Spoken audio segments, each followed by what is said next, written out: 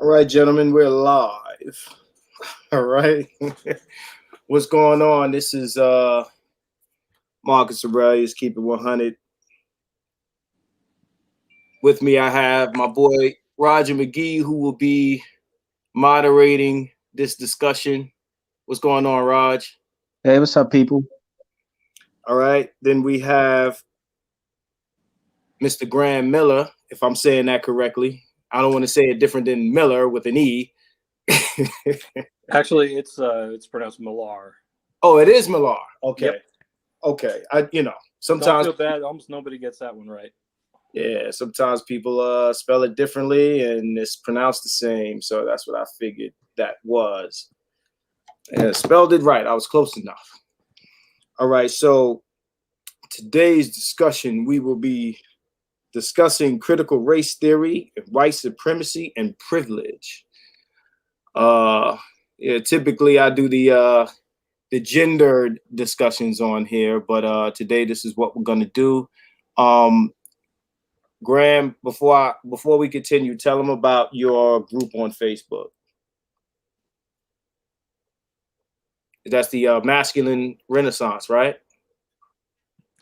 I couldn't hear the whole question. I'm getting a little spotty reception where I'm at. So Okay, you said the masculine renaissance? yeah, that's your group on Facebook, right?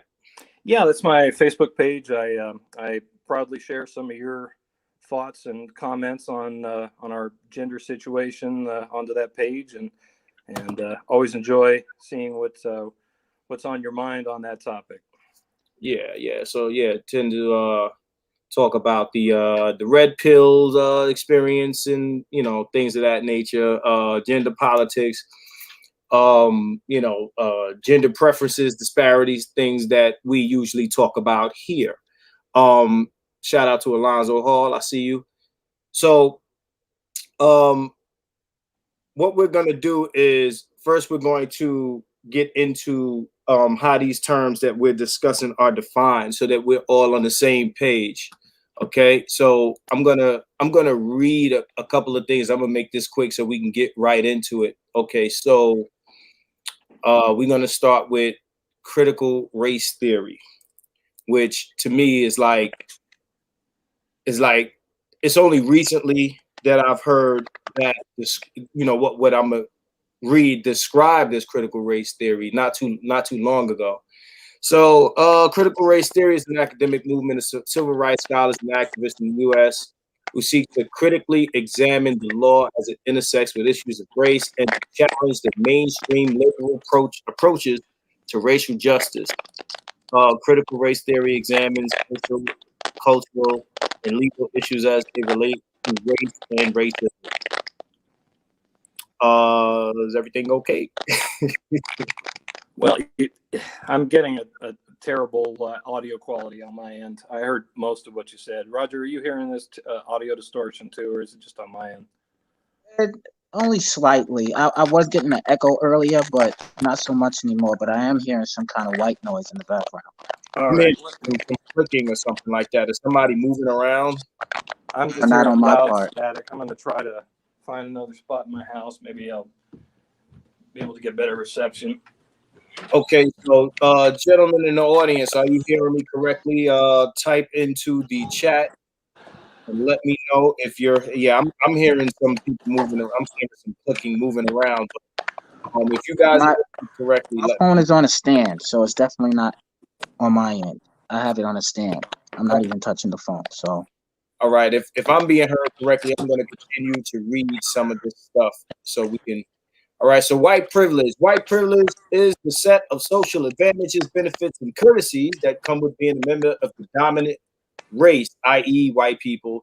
For example, a shop attendant not following a white person around in the store because of assumption of shoplifting is viewed as white privilege. Another example would be people not crossing the street at night to avoid a white person.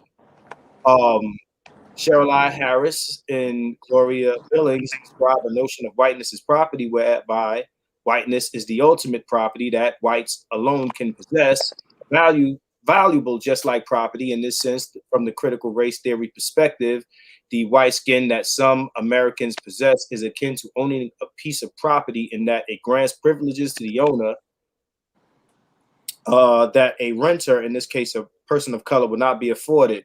The property functions of whiteness, i.e., rights to disposition, rights to use and enjoyment, reputation and status, property, and the absolute right to property make the American dream more likely and attainable for whites.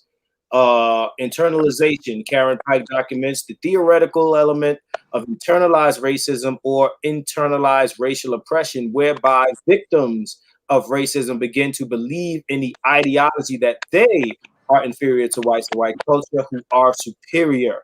The internalizing of racism is not due to any weakness, ignorance, inferiority, psychological defect, gullibility, or other shortcomings of the oppressed.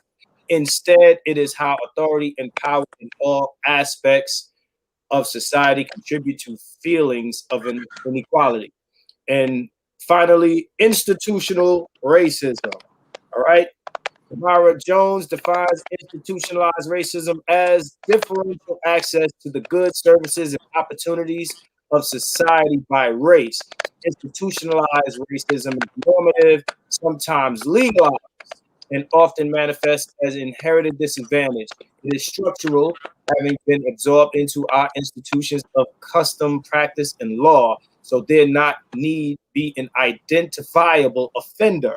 Indeed, institutionalized racism is often evident as inaction in the face of need, manifesting itself both in material conditions and in access to power.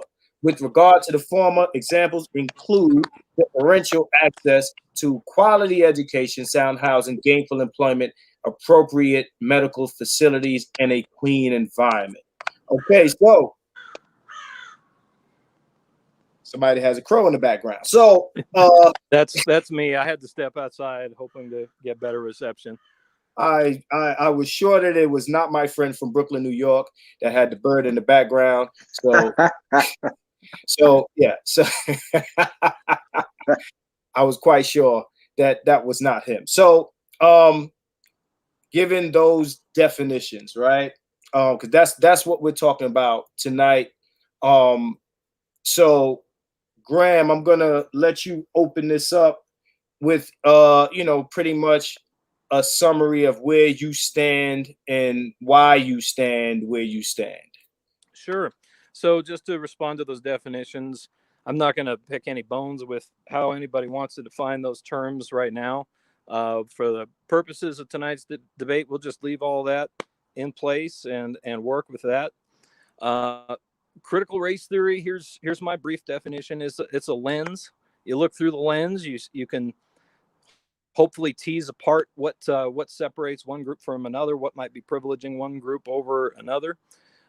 You're gonna get some information there that you may feel like you can use in certain ways.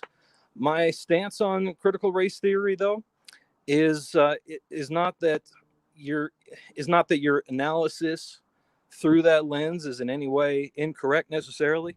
For the purposes of what we're going to be talking about today, Marcus, let's assume that everything you might look at through that lens is 100% correct. My stance on it is just that it is not the best lens to be looking through because it starts in the realm of theory and it ends in the realm of theory. And so when you get your answer, you've got an answer that doesn't do anybody any good except for folks who want to cause some disruption in our society. And they may get an answer and they may decide that this is grounds for a revolution or for stirring up some racial conflict. That's not the right question to start with, though. And if we want to build a better social fabric in our society, something more cohesive and get along better, we need to start with different questions.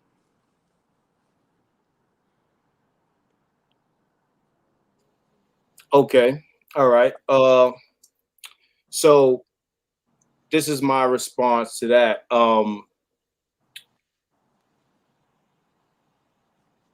as far as the definition that I just read, this is the thing. Ignoring realities isn't the solution to realities. All right. If you're the person that is dealing with the, denial to access progress, and, you're the ones having your rights trampled, I mean, it would make sense for you, the oppressed, or the one that's being denied opportunities, to make these issues known. Um, of course, the person that is not dealing with it, I mean, we deal with the same thing in these gendered conversations, where you have, women who are pretty much saying, boo hoo, man up, and et cetera, et cetera. So, my question to you, being someone who, follows what I say in the gender context, and who understands how, in those discussions, you can have a sort of privilege or advantage or benefit because of gender. Why do you accept, I guess, whatever conflict comes with that, but not here in this discussion, where there is, proven, because it's not theory, it's actually proven, in terms of, whether you want to talk about white privilege, white supremacy, there's dozens upon dozens of things in our everyday society that proves the existence of these things. Why avoid that, in a racial discussion, but accept those ideas in a gender discussion where they're pretty much the same thing? All right, that's a very interesting angle. Not one that I've thought about before, to be honest with you. But one very obvious difference sticks out to me. In terms of gender, there's definitely a difference in gender. We got different chromosomes, and but in terms of race, we've got a distinction being made where what exactly separates somebody's race from another person's race. Scientifically, the difference between one race and another is impossible to define. Somebody might look at you and me and say, well, one person's skin color is darker than another, but from a scientific perspective, the race basically doesn't exist. Now, that's a different question from does race matter? Of course, race matters, but race is not a scientifically definable distinction to make. So, it sounds like the question, why accept that the different genders might have different experience in life or different privileges versus race. Well, on race, I'm prepared to concede that we do have different experiences. Absolutely. Here's my perspective, though. Again, I'm stepping back, and I'm saying let's look at whatever dimensions might make us different and give us different experiences. Race is certainly one of them, because again, race does matter. It's just one dimension, though, amongst many, and nobody is just whiteness or blackness personified. You can't isolate it, because you are not only black, but you're a man, you're a heterosexual, you come from whatever background you come from. Same with me, and so all of those factors may play in. The analysis of race in the lens of critical race theory is just one dimension to be looking at. That do we need to elevate that dimension over all other dimensions? How can we do that when it's inseparable from the person? And so, if we want to try to figure out what gave me an advantage over you, or vice versa, the place to start in analyzing that question is to talk to me, and see what our backgrounds are. Okay, so what you're doing is you're individualizing it, and because this is a general discussion about a thing that happens in the societal ways. So let me say this, because this discussion, or these terms, have nothing to do with inherent differences between black and white people, or even genders. All right. In this discussion of race, like you said, well, race doesn't exist. but the differences between treatment of the races do exist. That's a very real thing. So regardless, We agree on that. yeah, okay. So yeah, so those things exist. So what I'm trying to understand is if you do agree on that, then what is your argument against these definitions or these things that we're discussing? Because from time to time, I bring these things up on Facebook, and a lot of times you challenge them. So if you don't believe that, or you do, if you do agree that there are differences to how races are treated in America, then what is the debate? Well, we're here to try to get an idea of what critical race theory is and whether it's even useful. And that's what I'm here to tell you is that critical race theory is a lens to look at society that begins and ends in theory alone. And so if you're asking the question, who which group of people is discriminating against whom, you may get the correct answer to that question, but where does that leave you? What are you going to do with that information other than stir up some conflict with it? Well, we have to stir things up because we're the ones dealing with the problem. See, this is the thing. Like, it might be an issue to you to speak on, just like it's an issue for women to hear us say, what types of advantages they get versus what we have to deal with. I mean, they are opposed to that discussion, just like you're opposed to this one. See, the thing is, when you're not the one suffering, it's easy to say, well, why do we need to discuss this? If I'm the guy who is more likely, to either get shot or unarmed, like, if you look at the top 10, causes of death for black men, number 4 is homicide, right? And I'm not saying that all of that has to do with, the white man, but understand that a lot of the situations that black men tend to find themselves in is a ripple effect from slavery, denial of access to certain things, and certain advancements and things like that. So yeah, even when you make the right decisions as a black person, you still find yourself in these, situations. You understand what I'm saying? And that's what we're talking about here. These things don't happen in a vacuum or by accident.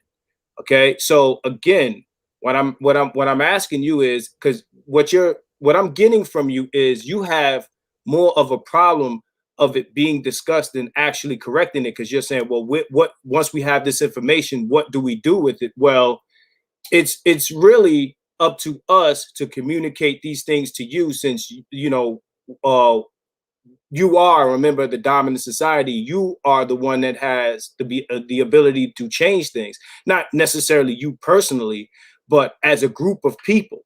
So when these discussions come up, this is us airing out our grievances as people in America. If I'm in a car and you're the one driving and we're lost, I have to air that grievance to you. You can't then tell me, well, what's the point of you telling us we're lost? I get what you're saying. Let's take that ripple effect that you just described. Let me concede to you immediately. Let's work with that and assume that everything you said is correct.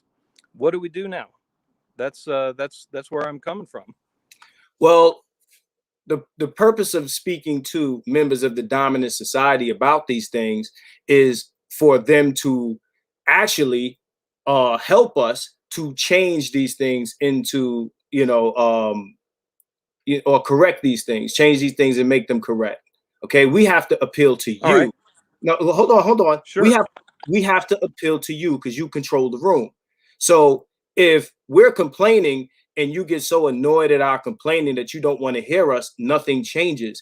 Understand, we're not slaves in this country anymore because some white people took pity. Understand? Or some of that, but then also, it didn't really do much for the North's bottom line.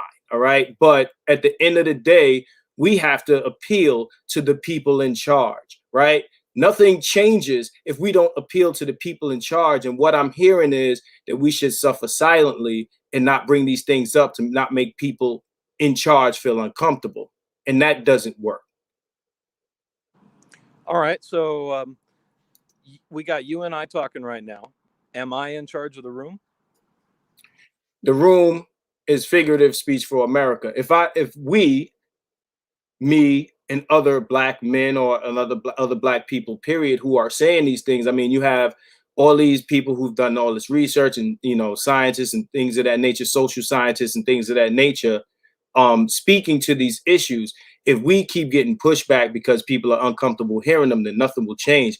Me and you speaking on it, we're just having a discussion, bro. Now, I don't expect you to, you know what I'm saying, change it all on your own, but we need a collective. And that's how things work. You get a collective of people making enough noise. If you give a fuck to do that, as opposed to pushing back against what we're saying because you're annoyed at hearing our voices and screams and cries and anything that we, do in response to these things is either us bitching or moaning or being violent. You understand what I'm saying? Whether it's a peaceful protest or it's a straight up riot, it's like, no matter what we do, it's like, okay, well, we don't want to hear what you're talking about. If you don't feel that way, then what we would ask you to do is, whether it be you or a group of, people from the dominant society, like your voice to white people sounds better than our voice to. It's like having a woman speak to other women about gender issues. It's vindicating. You understand what I'm saying? So if you tell other white people this is wrong, this shouldn't be this way, et cetera, et cetera, et cetera. Okay. And you push that agenda out there, you and other people as a collective, then we can start to see things even out. You understand what I mean? So that's the answer to your question. I think I do understand what you mean. It's what the only ambiguous part is when you say you, are you giving a call to action to me personally, Graham Millar, or are you speaking only in group terms of black people calling upon white people to have that conversation? I'm calling upon white folks who present themselves to be, I guess, not aligned with these, these issues, like, not aligned with, inequalities and injustices. If you're saying that these things are a problem, it's the same way that me and you will speak out without being prompted against gender issues. No one is coming to us. No one is cutting us a check to speak on gender issues. No one is prompting us to speak on that, but we speak on those things because they affect us or we're inclined to. So if you are so inclined or you pretend to be, then you don't need to be prompted to speak on injustices that affect race and access and rights and things of that nature. This is not something that someone should have to talk you into doing. It should be something that you inherently do, or that even if you hear the arguments being made and you agree with them, then you say, you know what, I agree with this guy, I concede to him, and let me go push these ideas to the people that are part of my demographic, just the way that you make arguments for men. All right, what I hear you talking about, I have no problem with. I hear you talking about a moral imperative to speak out against injustice. Do I have that correct so far? So far, I would All right. imagine. You and I have no disagreement on that subject. I'm called upon as a moral duty to speak out against whatever injustice I might see. That may include what you specifically have experience with, and it may include many others. So I don't see an area of disagreement on what we're talking about right now.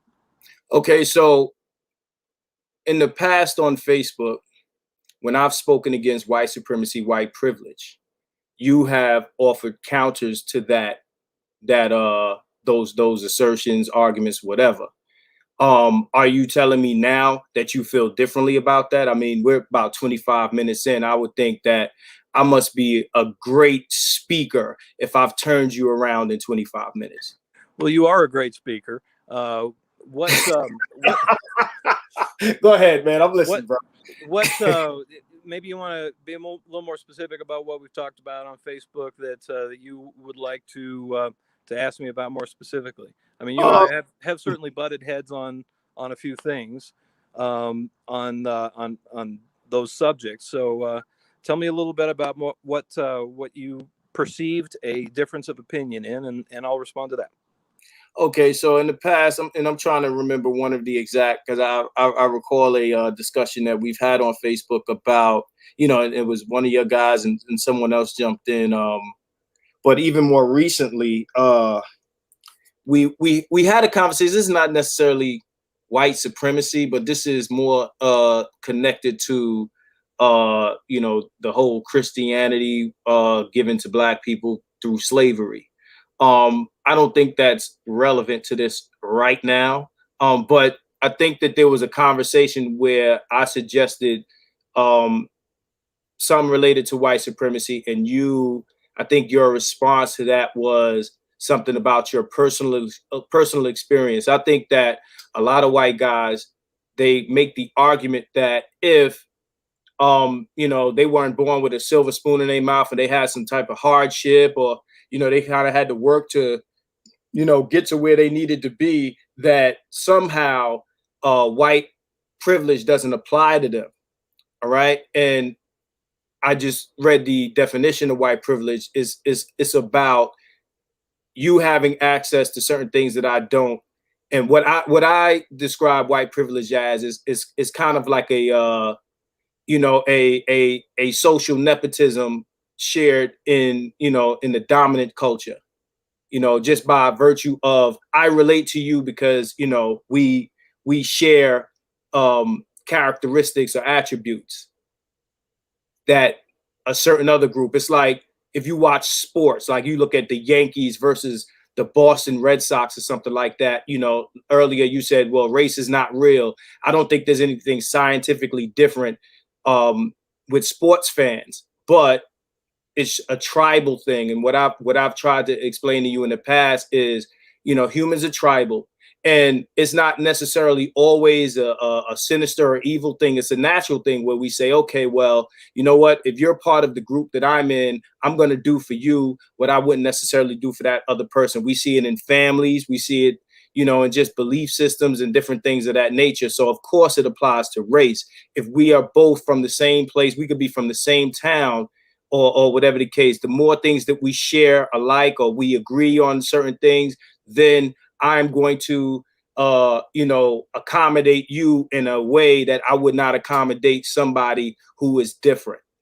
We see it all day. If an alien showed up on your block, it would blow your fucking mind. Like, I mean, an alien from another planet. You would not deal with that alien the same way you would deal with a human being. And at this point, again, it would sound to me as now you're conceding to all these things. So what I'm trying to understand is, if you are conceding to all of these things, where do you differ? Because you're saying that the mere mention of these things is, stirring up problems. But again, these are realities that certain people are living and others are not. So those people that are living those realities have to stir shit up, or they have to continue living those realities. Well, here's where I differ. We can look at things through that lens, or we can choose other lenses to look at things through. There are a number of dimensions to examine the differences between your life and my life. Race is one of them. It's a valid one. It is not the only one. And so you and I could find an in-group preference if we were to talk about ourselves as being both men. We could find that we've both benefited from some in-group preferences at odds with one another. If we were to talk about how that you are Black and I'm white, but there are an infinite number of dimensions to look at these differences through, of which race is just one, and it's a scientifically shaky one. So where does the conversation get us if we start a discussion in the realm of theory, and the only place we can end in that discussion is in the realm of theory? If we don't eventually take this down to the ground level, the street level, and the individual level, and talk about, well, what did you experience, Marcus, and what did I experience, and what are all of the variables that may have played a role in that? So sorry. all those other categories that you mentioned are not up for discussion tonight. We're not talking about being a man or being this or being that. Right now, we're talking about race. So we're not the whataboutism. We're not going to do. At the end of the day, we could talk about different attributes: tall, short, skinny, fat. But tonight, race is up for the discussion. All of those other things we can reserve for another conversation.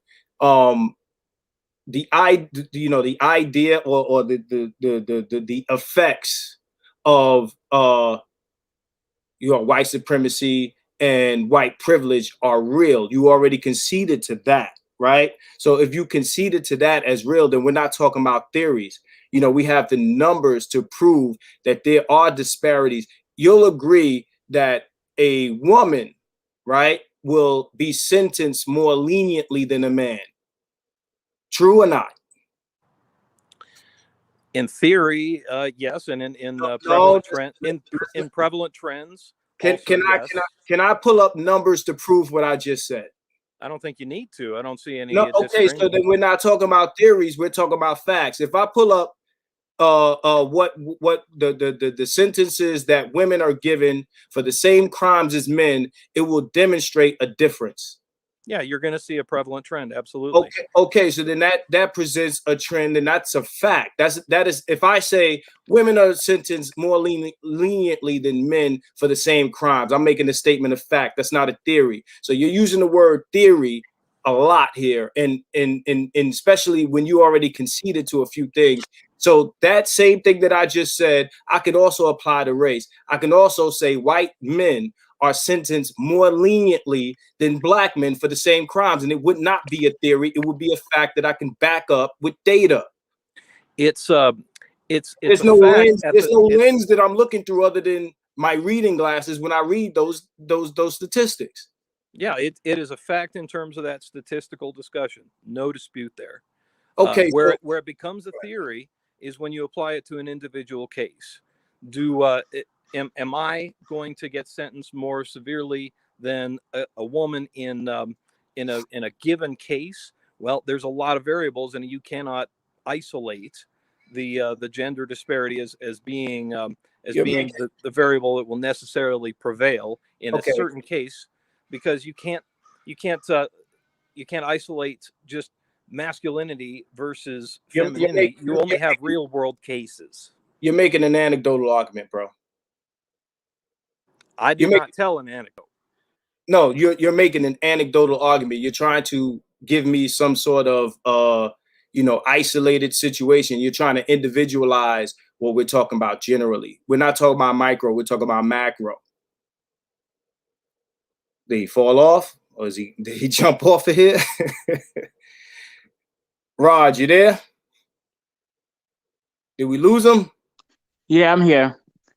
Yeah, okay. His name dropped off the phone. No, he's back. Yep. Sorry, I hit the back button on my browser. Yeah. So what I'm saying is, when I say you're making an anecdotal argument, the anecdotal argument is you're saying, well, me. So you're making it personal.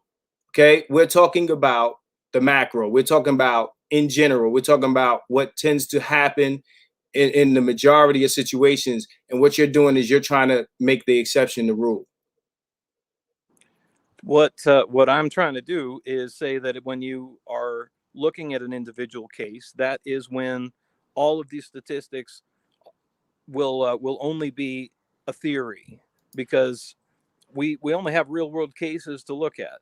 So if you want to talk about statistics, I'm again, like I opened the show with my opening statement, I'm prepared to concede to you today whatever analysis you want to present in terms of the statistics. I don't want you to just concede to me for the sake of. So let me ask you this, right? Madam C.J. Walker was a millionaire woman, a millionaire black woman, in a time where black people were still sharecroppers. Would you make the argument that her individual case was proof that black people in that time period could all be millionaires?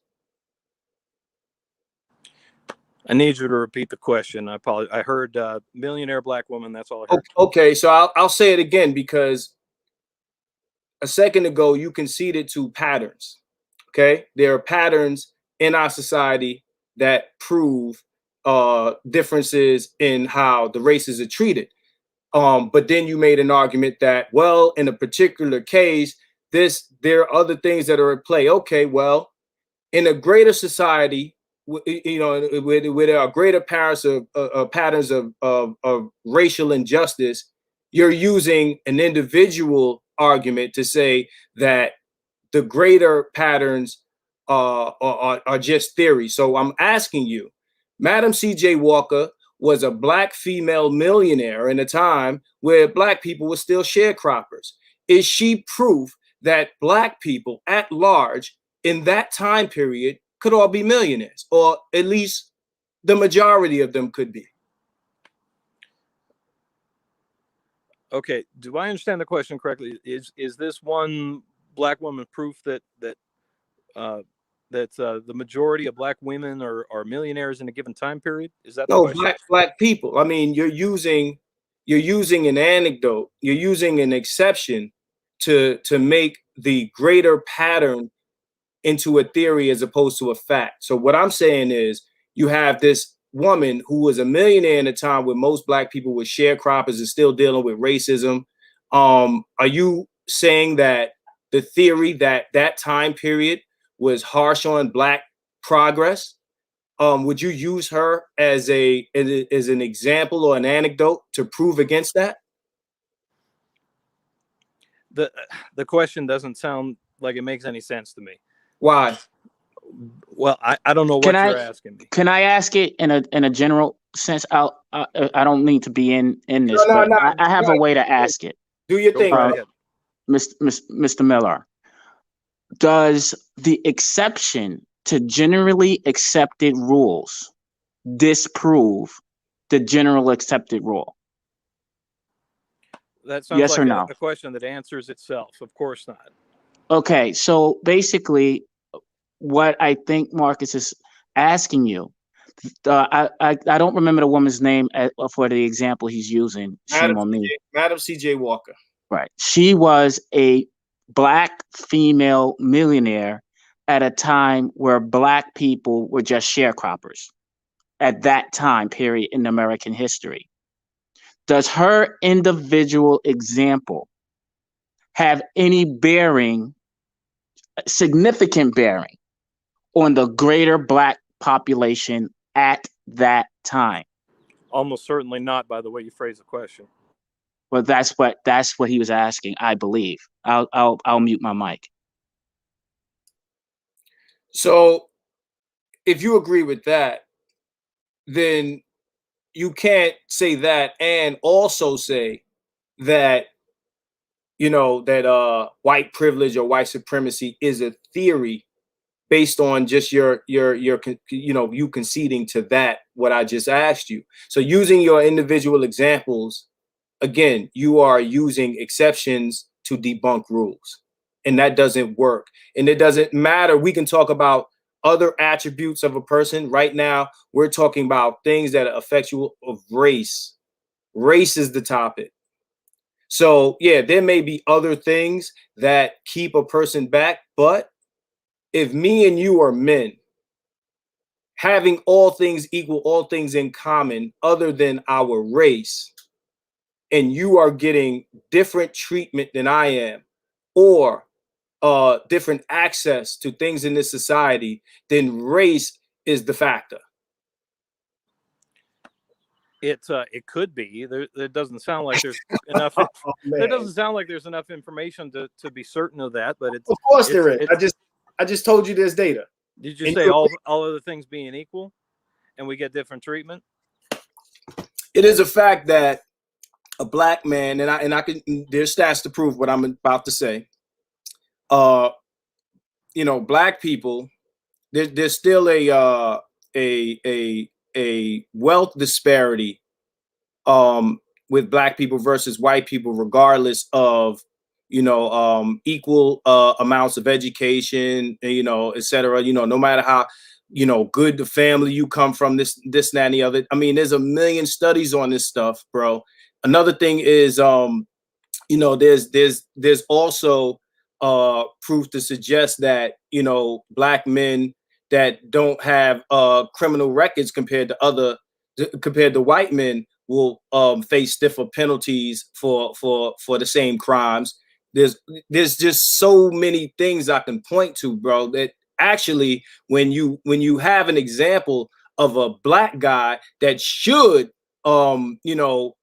get better outcomes than the white guy comparison, you still end up with the white guy doing better. You got white guys coming out of prison with felonies that excel more so than a black man with college degrees. There are there's plenty data for this, man. We have the whole internet. If these are things that you want to explore, I'll help you explore them. But we have plenty data, plenty historical data for you to say that there's not enough information is like me hearing, when these people watch these videos of black men getting shot and all. Like there's not enough video. There's not enough video proof to suggest that this cop acted incorrectly or whatever the case may be. There's plenty data, and that's the thing. Actually, there's plenty of FBI data. You understand? CIA data, or not CIA, but FBI and we got the COINTELPROs and all that stuff. There's plenty of data, bro. Like, this is not something that's not available to you. It's really not. What's not available to me? No, I didn't say it's not available to you. I said pardon me, it's all available to you. All this info is available to you if you want to seek it. Okay. I'm going to take you at your word. I'm going to assume everything you just told me is spot on, 100% correct. So what no, I don't want where do we go from there? I don't want you. What does that mean that you should do? What does that mean that I should do? Well, again, I think I already covered that part. I mean, I think you're trying to ask me a question. Listen, I can't make you do anything. What I'm saying is, if we're going to pretend to not know what is, again, available information, then we should seek that information. I think that you're conceding to a lot of things. I'm trying to understand where you differ. I think that, you've given me more resistance on Facebook than you're doing right now. You're conceding to a lot of things. What I'm trying to understand is, if you are conceding to all these things, if you are understanding where I'm coming from, then why have an issue with it being brought up? Let me ask you this. When you see black people online or anywhere else bring up white supremacy, critical race theory, white privilege, what thoughts come in your mind, like, immediately? And this is a real question. Like, I want to understand what these statements or these terms trigger in you when you hear them. Well, that's a broad question. A black person talking about white supremacy. Okay, there's what does he have to say? That's what comes into my mind with a question that broad.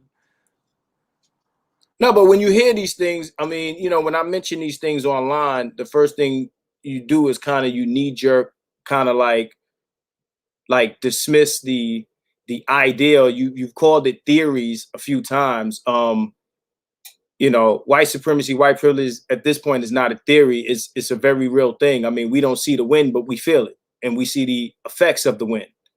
Okay, so what I'm trying to ask you is, in any other conversation, when these things are brought up, is kind of like a thing where you kind of jump in and you say, "Oh, that's not real," and what are you talking about? So, do you feel as though you are being accused of being racist when you hear these terms personally? Well, when somebody's talking about, let's take the example of white privilege. If somebody's talking about white privilege, I want to know why they are focused on that particular dimension of privilege.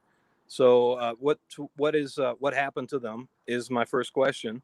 What are they? What injustice are they concerned about? Is it a personal injustice? Are they speaking purely in the realm of theory? Are we talking about something that actually happened to them? So that's my initial reaction when I see that. When you say in the realm of theory, what are you saying? Because you're using the word theory. So when you say in the realm of theory, again, we just discussed facts, figures, data to suggest that these things are real. So when they're speaking, are you saying that when they're speaking to facts and figures, are you saying that that's theory as opposed to what they personally went through? So only their personal experience can be taken as fact and everything else is theory? No, of course I'm not saying anything like that. I'm if I see somebody bringing up the discussion, I'm just trying to understand the nature of the discussion. If I'm looking at that on Facebook, what are they talking about? Are they talking about something that happened to them, or are they just talking about if somebody wants to say white privilege exists? Okay, I'll probably just ignore a comment like that. That's fine.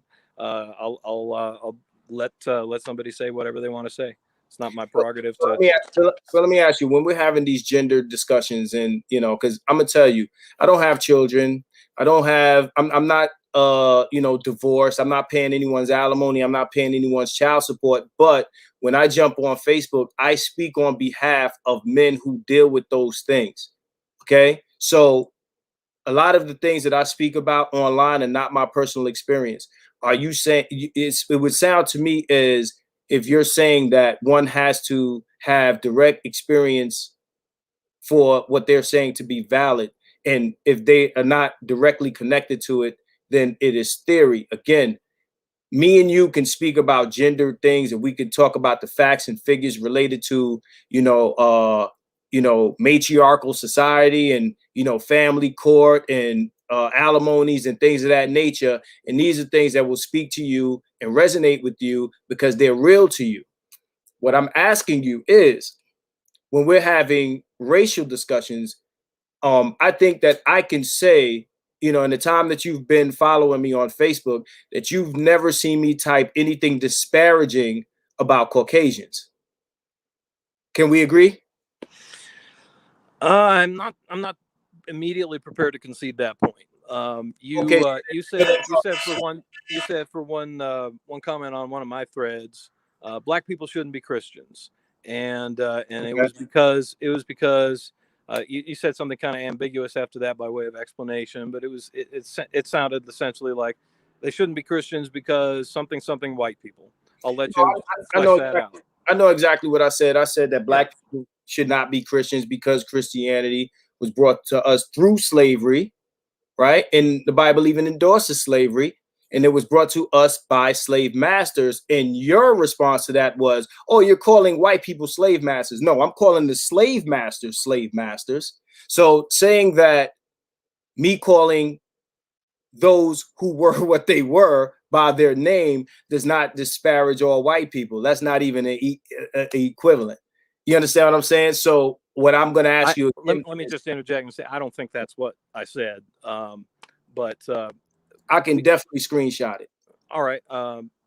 I can't present it here, but I can present it on my page. I can definitely screenshot that, bro. You accuse me of calling white people slave masters, and if you don't, delete it from your profile, which I, in good faith, believe that you won't. What I'm saying is I can definitely screenshot that. What I'm asking you, the reason I'm asking you that, have you ever heard me disparage white folks, is because what I'm saying is, at the end of the day, if I'm saying something about white supremacy and white privilege, I'm not indicting all of the white population in America of practicing white supremacy and white privilege. I'm pretty much indicting the people who practice it. So if people own slaves, they are slave masters. And if people are practicing white supremacy, then they are white supremacists. But the difference with white privilege is that you don't necessarily have to hate black people or have any beliefs in white supremacy or white advantage to enjoy white privilege. You, as a person that has nothing against minorities or other people of other races, you will by default enjoy white privilege. That is a real thing, because you will never have to deal with a lot of the things that I deal with on a day-to-day basis, and your likelihoods of dealing with some of the realities are very low. I don't care what other attributes we share, bro. I'm talking about racially. To whatever extent white people have all kind of privileges, I am white, and so it's likely I'm going to enjoy those privileges. It is not determined certainly that I have enjoyed those privileges until we have a deeper discussion. But aside from that, I have no particular disagreement with you. I would imagine that you have enjoyed some level of white privilege without a deeper discussion. Well, you can imagine whatever you like. It's your show. Yeah, well, So I mean, have you ever been denied a loan because you were white? Have you ever been denied anything because of your race? Now, if I were to ask that same question to you with that you were denied something because you were black, the only way you could answer a question like that is if you got some definitive information. I do. Okay, so I do. I don't know if I can answer that question. No, but you probably can't, because 9 times out of 10 it didn't happen. So the privilege is the fact that you can't even answer that. I can definitely answer it, and this is not something I imagine. This is something that I know. I can give you several situations specifically that I was either denied access or lost an opportunity either here or there because I'm black. And that's something that is oblivious to you. And that, my friend, is white privilege. That, my friend, is white privilege right there. It's just like women will not accept social advantages that they have. And if you explained it to them, they will struggle with it. And that is what you are dealing with right now. You are dealing with a struggle to accept that, the things that you might have had not affect you, it doesn't even exist to you. You understand what I'm saying? It's like the social advantages that a rich person may have, they cannot relate to poor people. Well, how am I going to know if somebody denied me for a job, for example, on account of my race? If you and I both present a resume and all things appear equal, and they have a preference for hiring you for the color of your skin, what would be my mechanism to ever find out about that? Well, you being a person of the dominant, society, dominant culture, dominant race here, I couldn't tell you. It's like being a short guy. You know damn well that that's a disadvantage. If you're 6 feet plus and all the women are all over you, you might think it's your charm. Women are not telling you, or maybe they are telling you, hey, I like you because you're tall, but maybe they're not. But women are definitely telling the short guy, you're not tall enough for me, right? So, women, that's why I keep bringing it back to gender discussions, because you understand how that works. Women are outward in telling men what they find undesirable. Okay. So what you don't understand, and you'll never have to endure or deal with, is being black and being told to your face why you shouldn't be in a certain place, or why you can't work a certain place, or XYZ. I'm pretty sure. All right, let me turn the table on you for a second. Okay, I'm with it. All right. All right. So I'm never going to have to deal with somebody telling me to my face why I shouldn't be in a situation. Is that your statement? No. Okay. Say it again then for me. I'm saying that you, as a white person, are not likely to have someone tell you that as a result of your race, unless it's a black space, which you don't, as a white person in America, you don't have to enter black spaces if you don't want to. But as a black person, I have to enter white spaces. That's just not debatable. As a white person, you never have to enter. You enter black spaces at your own discretion. But I have to enter white spaces because, again, white people are in charge of the room. Now that's Okay? majority privilege, isn't it? Whatever you want to call it, in this case, is white privilege, since white people are the majority. Why does it need to be called white privilege if inherently at the most fundamental level it is a majority privilege? Because in America, whether it's white people treating other white people better, but even in some cases, other races treat white people better. Like I read earlier, internalization, the idea that minorities are inferior and whites are superior. So not only do you experience a racial preference from your own people, but you experience it from minorities. And in structures and institutionally. All right, isn't that just part of being a part of my culture? No. How? Well, if I'm in the majority and I'm living in that culture, then majority privilege is real. It's a thing. It's gonna happen. You didn't hear what I just said, did you? Hit me with it again, then. I'll put it to you this way, and a lot of guys will know exactly what I'm saying. If you were to go to a strip club where most of the dancers were black women, you would receive far better treatment than me, because the idea is that you are superior in that minority space. You could be the only white person there. But under white supremacy, white privilege, you would receive far better treatment than me.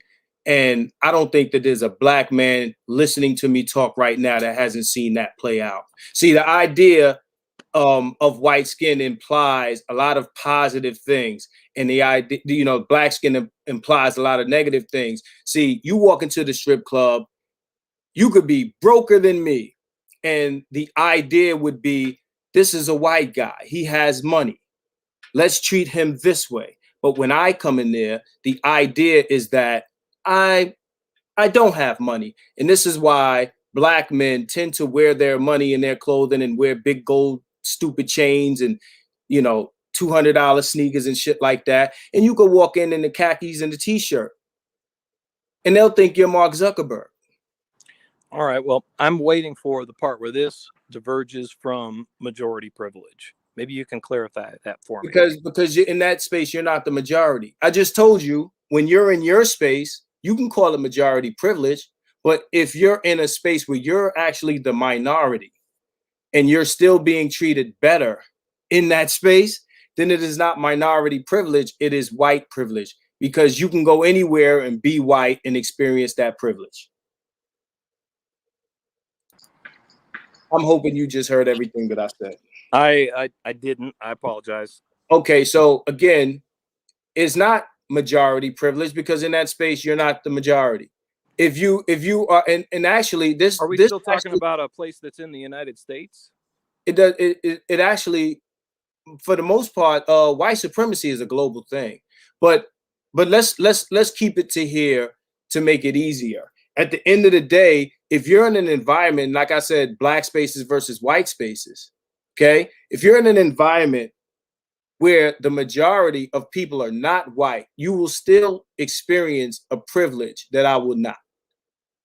That is facts. Is that going to be the place in every non-white space that I might enter? Pretty much. What's pretty much mean? Unless again, don't use exceptions to debunk rules, because that is not a good practice in a debate. At the end of the day, most of the places that you navigate in America as a white person, whether you are the majority there or not, you will experience some sort of privilege. You can live in a black neighborhood that has violence, and it is less likely that you'll deal with being the victim of violent crime than I would. Well, you might be right, but on the other hand, I might walk into a black neighborhood and get treated badly potentially as well. You might, but again, so, exceptions do not debunk rules. Okay, where does that leave us? It leaves us, again, you on Facebook were debunking the existence of white privilege and white supremacy. Now you're conceding to a lot of the things that I'm saying, but you, for some reason, you're asking, where does it leave us? I'm asking you, well, where does it leave you? Like, I'm asking you, do you acknowledge it, or are you still struggling to understand that this is a real thing and it affects people in a real way? All right, let me answer both of those directly for you right now. White supremacy, does it exist? Of course it does. There are some white people who think that they are part of a supreme race. So what's there to disagree about there? Well, Is white privilege real? It is one dimension we could look at, but sure, I may enjoy some privilege as a white person in a lot of places. white, that you didn't define white supremacy correctly. All right, So, why don't you go so, for it? so when I ask you, does white supremacy exist? It's not just about white people thinking that they're supreme to everyone, or that white people are supreme to everyone. It's the idea, in a given society that that white people are superior, and that's just not with white people. That's 360 degrees, whether it be white folks or even minorities. Like I said, internalization, the idea that minorities are inferior to white people in a given society, and that's Well, not if about, the question for me is does that idea exist? Well, of course it does. Lots of ideas exist. well, no, it's real. See, this is how it takes place in America. I'll give you another example that debunks your majority privilege idea. Black people are the majority in South Africa, okay? But white privilege and white supremacy exists there. You understand what I'm saying? So Not even quite yet. What in form does that take there? I'm sorry, Because some white people are getting killed out there. this is recent. So This is what form recent. does it take? This is recent. What you're talking about is very recent. Okay, what you're talking about is very recent. What I'm Tell me telling, what era you want to talk about. You want to talk about apartheid? we can talk about any era you like except for what's happening recently. Are you telling? Oh, so okay, so white people didn't get farmland from Africans in South Africa. Land wasn't taken from black people in South Africa. I have no idea. My understanding is that South Africa was not heavily populated at the time it was colonized by the Dutch in 1600s. But Okay. I didn't come here as a historian to argue about the 1600s in South No, Africa with you. You can tell but me whatever you want about South Africa. I think if you're aware that white folks are getting killed in South Africa today, I mean, if you're asking me, you're telling me we can talk about any era you want to talk about, what that implies to me is that you have some knowledge, but let's not feign ignorance when I ask you certain questions and you're telling me you have no idea, because it sounds to me as you were ready to debate it because you had some information, but now you're acting like you don't understand that black people in South Africa did lose a lot of land to white people. I think that is commonly understood. I think that is commonly understood. So if you're going to say that you have no idea, I'm going to say, without disrespecting you, that I don't believe you. I don't believe you. I don't believe you. I think that you know exactly what happened down there and you wanted to present a point. You said, well, we could talk about any era. And then you just gave me some information of something that happened when they settled in the Dutch and things like that. So you know a little bit more than you're letting on, sir. I may know some facts about history, but I didn't come here to argue with you about history. I'm looking at No, the topic banner on this this is a debate. I asked you a question. Don't tell me you I'm have looking no at the topic idea. banner on this live stream. It says we're here to talk about white privilege, No, critical race theory.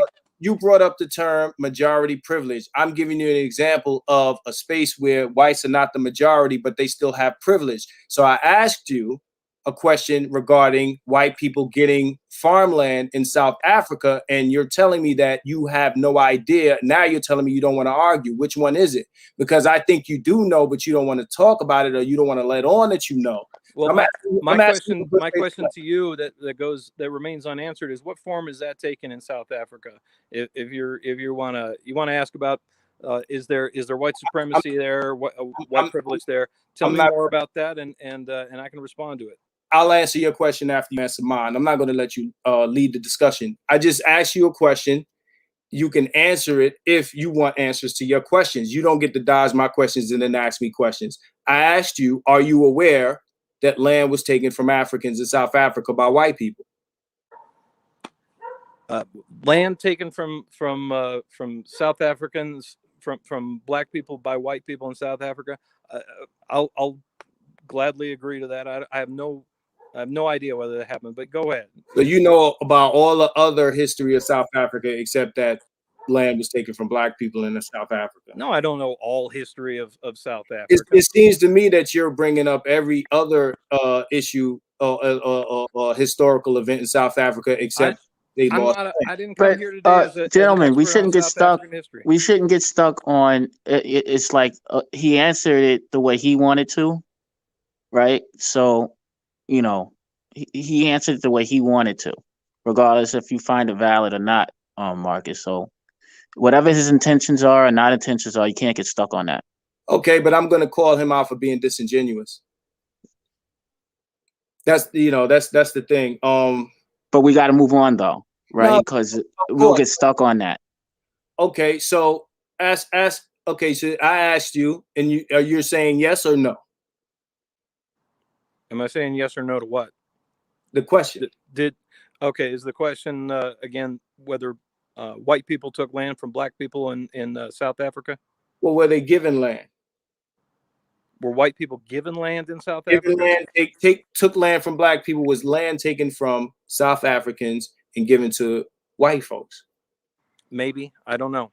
Maybe you don't know. Okay, yeah. So ask your question. Ask your question. My question to you was shoot, I don't even remember my question now.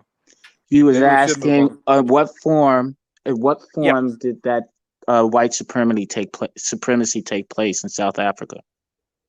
I just named the form, and if I go on and outline more, then he can just act like he doesn't know what I'm talking about. I'm not going to do that. I'm not going to do that. If I bring up anything valid, and all he has to do is say, do the Ronald Reagan, I'm not aware, I don't know, I forgot. I'm not going to do that, because that's disingenuous. Then the discussion falls apart if people can't give good faith answers to good faith arguments. Well, Marcus, if you want somebody who can get into the history of South Africa with you and discuss that in great detail, find somebody better qualified than me. You brought the wrong guy on. But you're telling me about the Dutch, so obviously you know something about it. At the end of the day, what I'm saying is, and the only reason I brought up South Africa is to illustrate that you don't have to have a majority to have privilege. That's it. That was the whole purpose of this part of the discussion. So we can throw South Africa to the side now and continue. I'm still trying to understand what part do you differ? Because again, you're doing a lot of agreeable disagreeing. I'm going to just point back to how I opened with this discussion at the beginning of this broadcast. So it's a lens you can look through, and it's one lens amongst many. So why would somebody want to elevate this lens, the race lens, above other lenses that may be prevailing factors in a given case? Because I just made the point some time ago that even when all other things are equal, the race issue is still an issue, and it's a big issue. So to say that, we got to put race aside because there's other things and other attributes that make people different. Hold on, who said we need to put it aside? So what are you saying? I'm saying I've said a couple times now, it's a valid angle to look at a situation through. Okay, so what did you just say is the problem? You said the only problem I have is when it is the only one examined in a given case where there may be other variables that prevail. No, other things are discussed. It would seem as though people don't have a problem with those other things being discussed, and then when you bring these things up, it's an issue. Like I said, it's just like having gendered arguments with women where we talk to them about every other thing and they agree, and then as soon as you start talking to them about the things that affect men versus women, then it's like, oh, why we got to talk about this, and there's other things that we could be talking about. That's that falls flat. All right, so this is what I'm gonna do because I'm getting a lot of folks, and you let me know if you're open to this. I mean, we're at the 110 mark. I got a couple of my guys that want to come in and ask questions. I don't know if you're open to that. Um, Yeah, you that'd be fine. I still got 50% left on my battery, so bring them okay? on. So I'm going to bring a couple of my guys in. Bit of Truth Show and Ian Graves. Look at your Facebook inboxes, and you're gonna get links from me. But yeah, so that's where we're gonna take it. Hold on one second.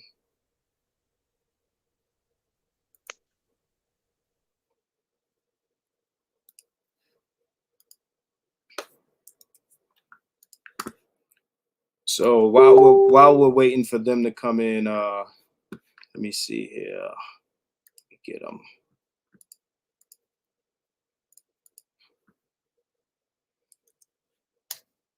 Gonna have Ian come in and Mr. Masante Bay.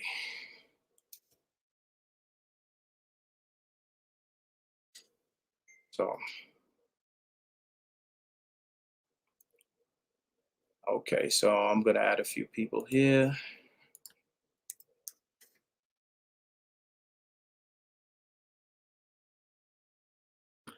All right, so like I said,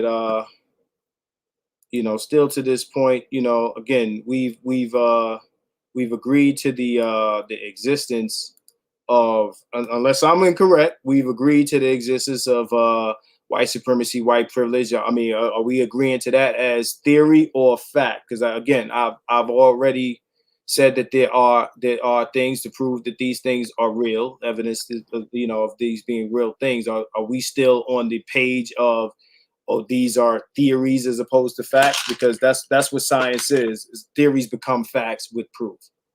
Well, I'm not sure if we're on the same page yet in the definition of white supremacy, and if that was one of the ones you read at the opening, forgive me for missing part of that. Uh, I can White read it. supremacy to me sounds like it means some white people who think that they're supreme. I think you have a different take on it. I want to go back to inviting you to flesh that out for me a bit. It's not my definition. What you're talking about maybe is, white nationalism, or whatever the case may be. White people thinking that they're superior is not the definition of white supremacy. Um, Okay. so I'm gonna Is it anybody thinking that white people are superior or I'm, supreme? I'm sure there are, but it doesn't mean that that is the definition of white supremacy, or that its definition is limited to that. White supremacy is a practice. It's not just a belief. It's a practice. So let me read. I have in front of me white privilege. Do you want me to read that definition or no? Sure, go for it.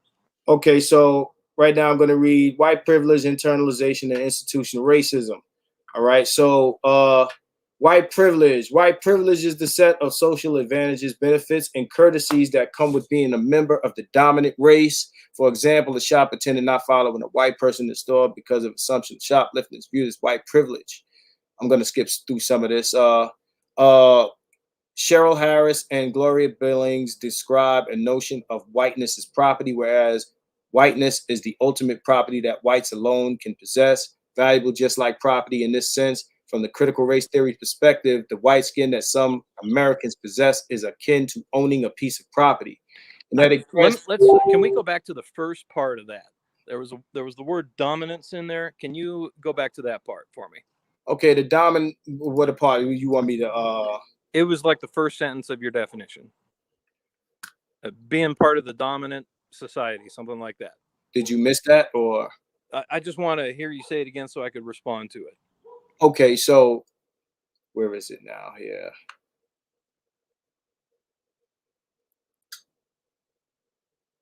A member of the dominant race. Benefits and courtesies that come with being a member of the dominant race, white people, i.e., white people. Let's not leave out the i.e. white people. Okay, so respond to that then. All right. First sentence of the definition is talking about it. That it's a privilege it's a privilege that is attributed to the dominant race. So then, if we were to call it dominant race privilege, in order to allow for, maybe things look different in this country or on this planet in a number of years. Would there be any problem with just calling it dominant race privilege that happens to be, if you want to say that the white race is the dominant race at this time, I'm No, gonna let you say that. I already explained to you how white privilege works, even when white people are not the majority. I already explained that to you. So I'm gonna bring a couple people in. First, we're gonna bring in Bit of Truth Show. What's going on, man? What's going on? How y'all doing? Roger, Graham, Marcus, you already know me. How's it going? All right, so I have one maybe Hello. because I'm just now coming in. So did you all discuss why there is a thing called white privilege? Did that even come up as far as the root cause of it? No, why don't you go into it, bro? All right, so understand now. Back during the age of slavery, matter of fact, I can take it back further than that. Remember when the Moors came into England and they cured the Black Plague? I don't know if you all know that, but it was black men, the Blackamoors, during the age of the Black Plague, because how it started was Europe did not have an irrigation or plumbing system. Men used to wear the top hats and the capes and the gloves and the cloaks, and women used to carry the umbrellas and walk to the inside of the street and men to the outside, was because back then people would, of course, use their chamber pots and toss them out of their second story window, out of the front window. The waste would go out the window. This is why stores have awnings. And this is why men walk towards the street. It has nothing to do with cars or anything like that. It was to protect women from getting splashed from waste material. In England, when they talk about a man laying down his jacket over a puddle so a woman can walk over it, that was because it was to stop her from stepping on waste material. What is this, Marcus? Am I still on? Yes, you're on. I Continue. can still hear you. All right, because I'm seeing him putting some stuff on the screen. Man, So continue. at any rate, the Blackamoors came into England and they dug an irrigation system. They brought indoor plumbing to England. All right. And then they taught the Englanders how to bathe. And after they did that, the black men who were there, who did all of that work, started sleeping with the women. And they started having babies. And the European men saw that these babies were being born different shades of black and brown. Thus, they felt that they were being genetically annihilated.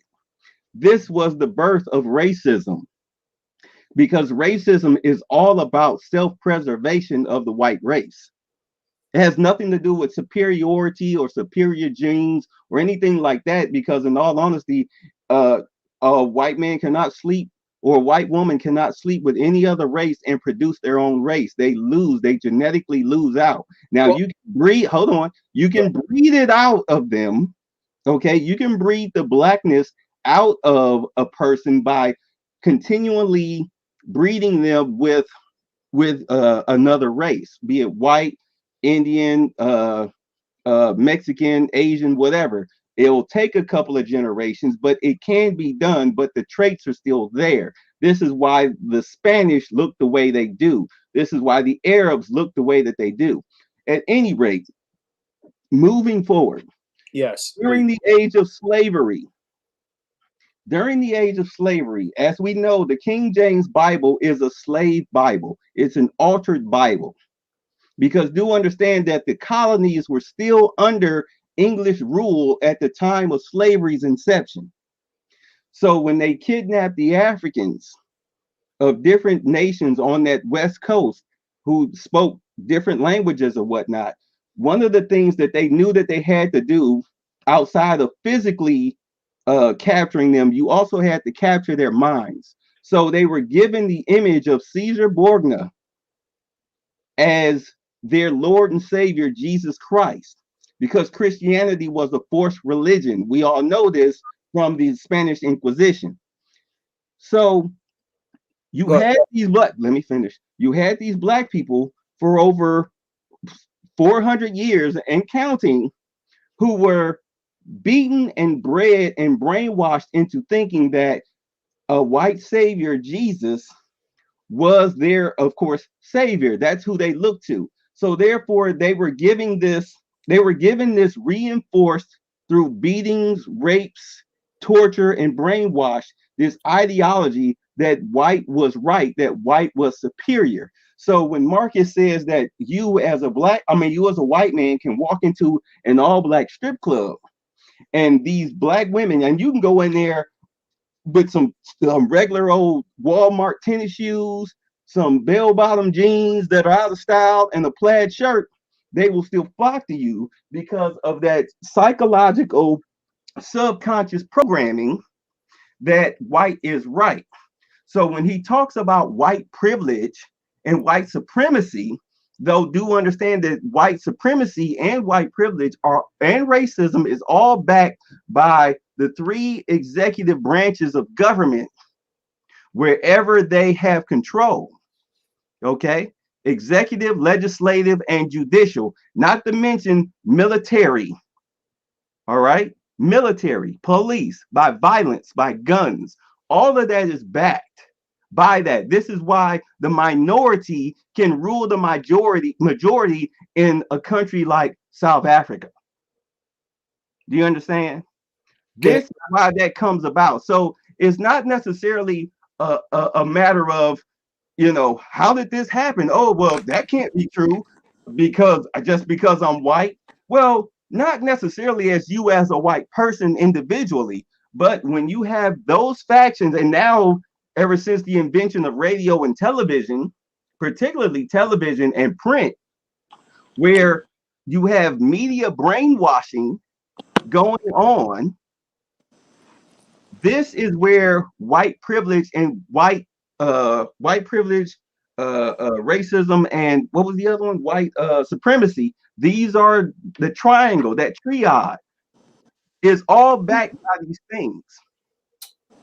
Do you understand now? Okay, we understand. Let me respond to some of that. Now, while I do agree with you about the Bible and it being the slave Bible, et cetera, as far as the Caesar Borgia thing, that was an image created in Europe and pushed out to other Europeans. I don't think that there was this idea to use that image to influence black people to see God as white. Now, I'm going to say this. It does play a role, but I don't think that was the reason that they chose that image. I mean, if you watch movies in America, they make most movies with, characters that resemble the people that are going to watch it, because that makes them more identifiable and their stories resonate. So in this country, when we watch the media, everything's told from a white perspective, and white Jesus only. To me, that is white people telling the story of creation from their perspective. Now, of course, that ripples into, like you said, black folks looking at white Jesus as the savior. I think more so white supremacy takes place in internalization, as far as us thinking that we're inferior to white people. Us seeing white people in positions of power. White people are the police, they're the judges, they're this, they're that. And, we see white people in high places and we see black people in either average or below average places. And over time, that takes an effect on your association, between race and social status. Okay, so we look at even nowadays, we look at Jews, Jewish people a certain way. Like we see, when we think about Jewish people, we think of a white person with with a yarmulke on and a cap and everything like that, when that's not what, Hebrews look like. Why are they called Jewish? Of course. So what I'm asking a question. Why are they called Jewish? Well, they're called Jewish because they're kind of like the real Jews. Kind of like religion, but they're not the real Jews. Of course. Okay. So what I'm saying is, for me, like all of the other stuff, that's cool, and I understand how that plays in, but our everyday experience with whiteness, and you know, like we always say, Bay, what the white man's ice is colder is because whiteness is associated with a lot of positive things, and of course, like you mentioned, the media reinforces that. In the White media, you know, is associated with greatness in black in the psyche of everyone. No, I'm sorry, not in everyone on this planet, but in a lot of races so on this planet. Whiteness is associated with greatness. This is why Indians who are darker than me will have a white supremacist mentality that mirrors that of Europeans who have taught them how to be racist through media. So check this out. I want to give before Ian, before I let you jump in, I gotta give Graham an opportunity to respond to what me and Bay just mentioned. The only part of that that I want to respond to, a definition of racism was given. I'm not sure if I agree with the definition that was given. My definition of racism would be to attribute to the individual the characteristics of the overarching characteristics of a race. So that's all I have to say on that.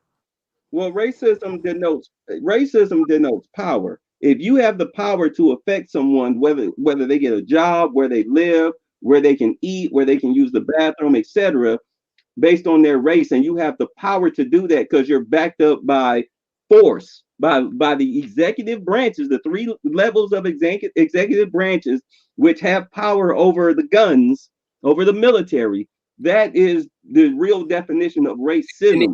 Wait, hold on. See, Graham, if I call you a cracker, you can say, "Oh, well, that's racist." No, that's bigoted. Because just because I call you, that doesn't make me racist. It makes me bigoted because I don't have the power to affect you physically based on your race outside of just putting my hands on you. And if I do that, you're going to call the police, which is in a lot of cities majority white, and I'll be lucky to even survive the encounter, but I can guarantee you I will get a stiffer sentence than a white guy. Let's say me and a white guy beat you up and we both called you. Marcus, I get your point. Let me finish. If me and a point. white guy both, I think you're given a definition. Graham. I think you're given a valid definition of a word, but I don't think it's the same word. Graham, you're given a definition of racial discrimination. Graham, please let me finish. If me and a white guy both beat you up and we call you a cracker, and then we both go before the judge, let's say we go before separate judges or the same judge on two separate days, I guarantee you I will get a heavier sentence than he will.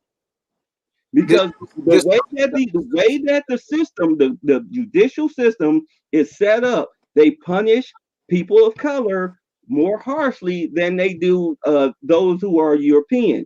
Just like the girl who killed the black dude, the African dude in his apartment, she only got 10 years because she sat up there and told all those lies. You had that Negro-pean, which is a black person with a European mind, sit up here and hug that girl. And when the witness, the prosecutor's witness, a black guy with braids in his hair, when he gave his testimony, when he was leaving the stand, the judge turned around and said in a snarky tone, "I'm surprised he showed up at all." I mean, these are the things that we as black people have to deal with concerning race and racism.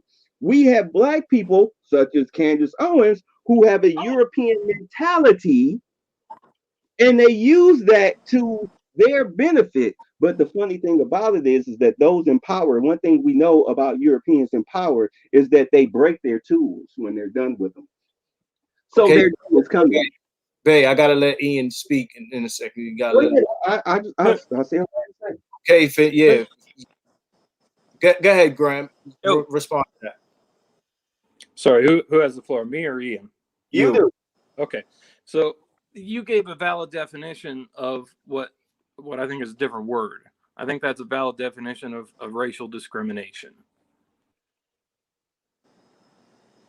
Okay, so before I, Go to Webster's. Somebody go to Webster's dictionary. so hold on, Bay. So racism is was created as a basically a hierarchy making white the norm.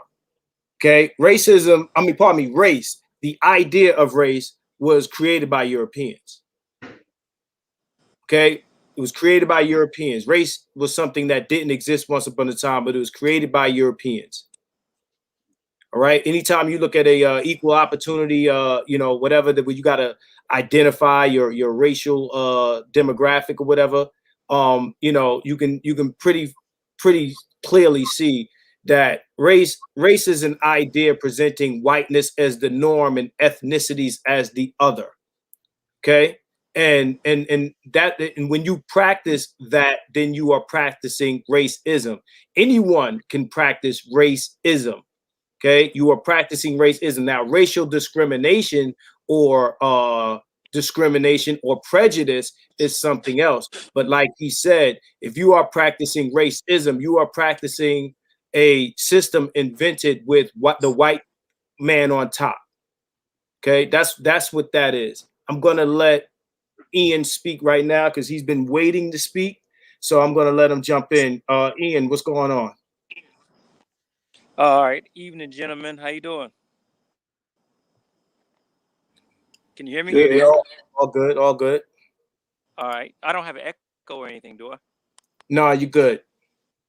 Okay. All right. Cool. All right. I mean, so you guys still there? We can hear you. Okay. All right. The screen went blank. Okay. So my question is, because there's a lot of talk about critical race theory going on.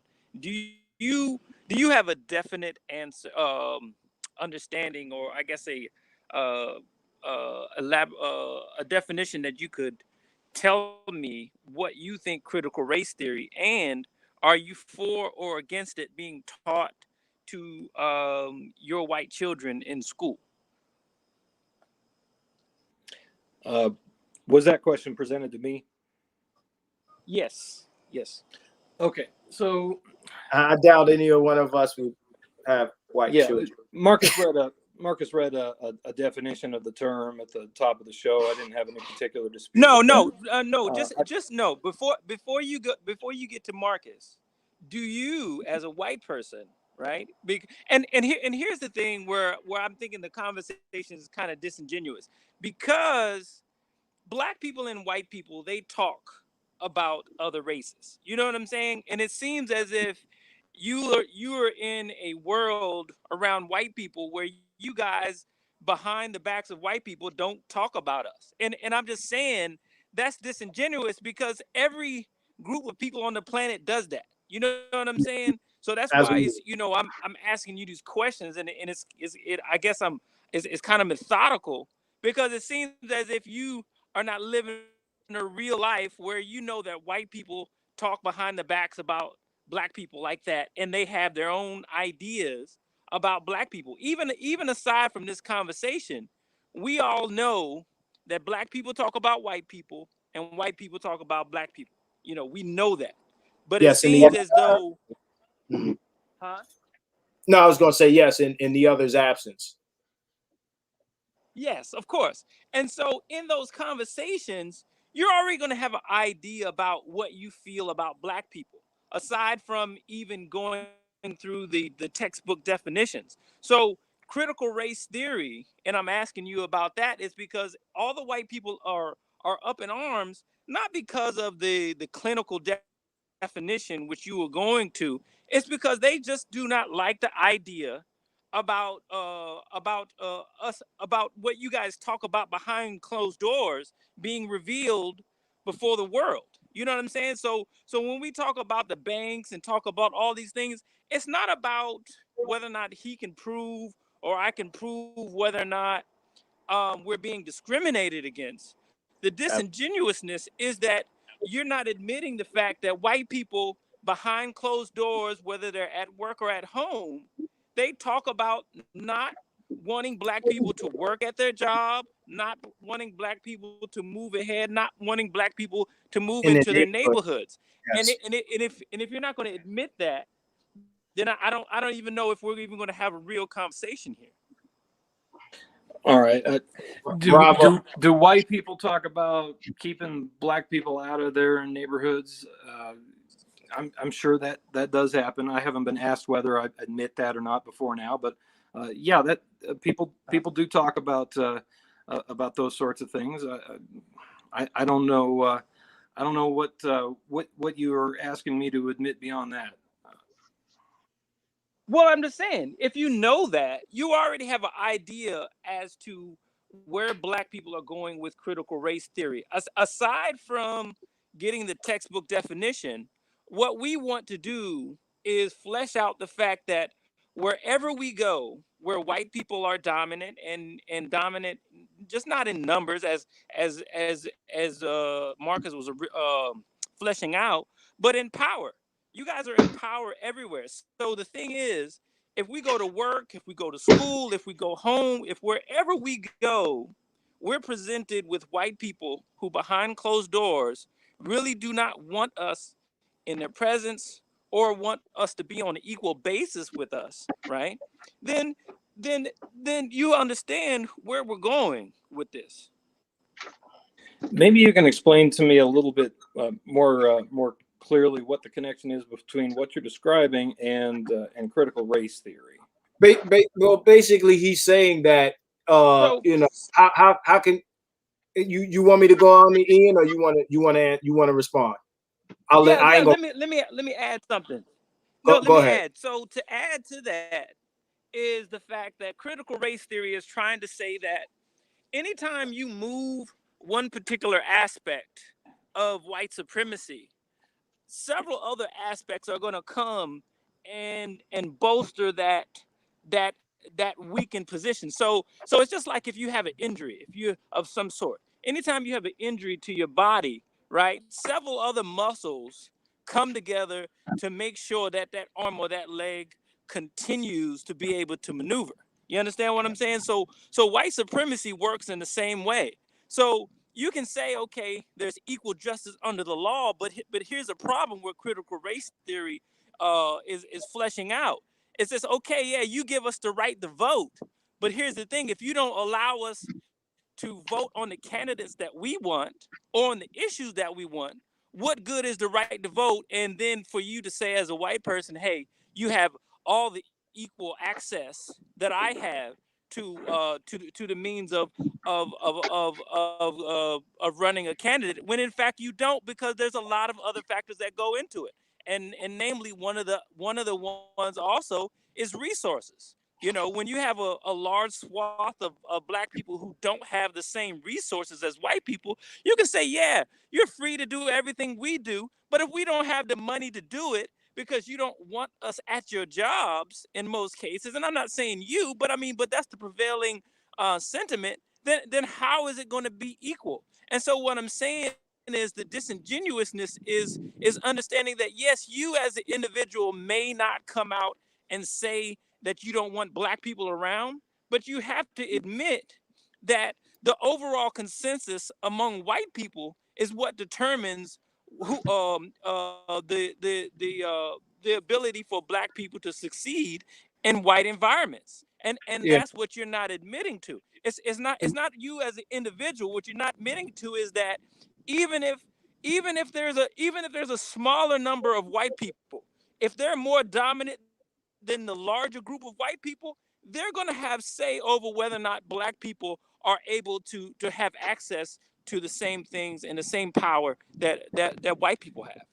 So Laws had to be passed. Laws had to be passed to have a certain percentage of what they call people of color employed at businesses. I mean, that's ridiculous. You literally had to pass a federal law to make that possible. You so literally had to pass a federal law No, listen, Graham, stop housing discrimination and respond to that if you redlining. could. hold on, Bay. This is what I was going to say. I'm gonna have Graham respond to that. Graham, this is what I was saying to you earlier, a different way. I was basically saying that you keep presenting yourself personally as the example when we're not talking about you in particular or any other individual. We're talking about a consensus and on a macro scale, not a micro scale. So you're free. I want you to respond to what he just said, because he just said a whole lot right there. Graham, it's on you.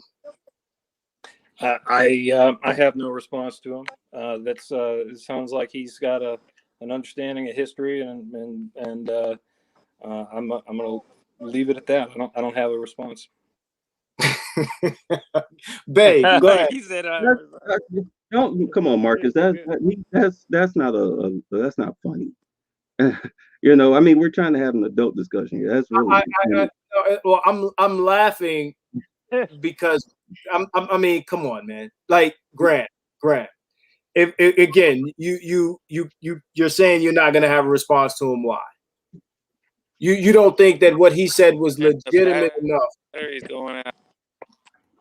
Ask me a question about what he said. I'll only respond to the 2 question. seconds for the battery to go. So okay. So then, based on what he said that the you know, you already agreed that, you know, you've been in rooms where there were no black people, and you understand that, you know, white folks speak of black people a certain way when they're not around.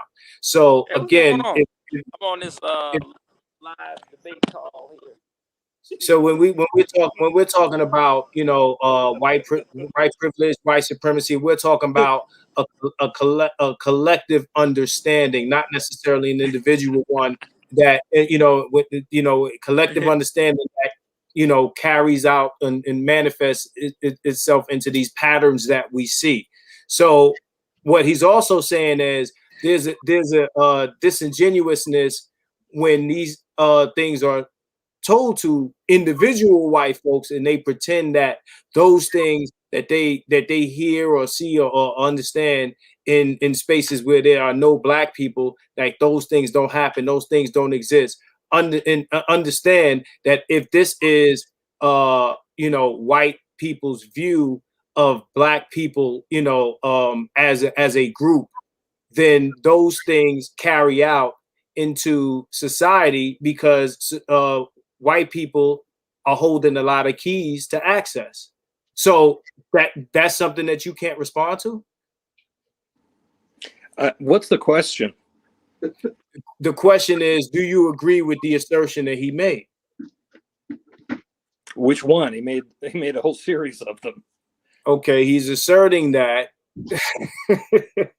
because you have this collective belief that manifests itself into the system or into the society, which is dominated by white people, and prevents black people from a certain amount of, you know, access, progress, and things of that nature. Maybe I'm being slow. I don't understand the question yet. Can you phrase it a different way? Bay. Okay. Here's from because, you know, I'm not emotional about this, but I mean, basically, there's really nothing that he can say as far as a rebuttal. You know, I mean, we basically just laid out historical facts and truths.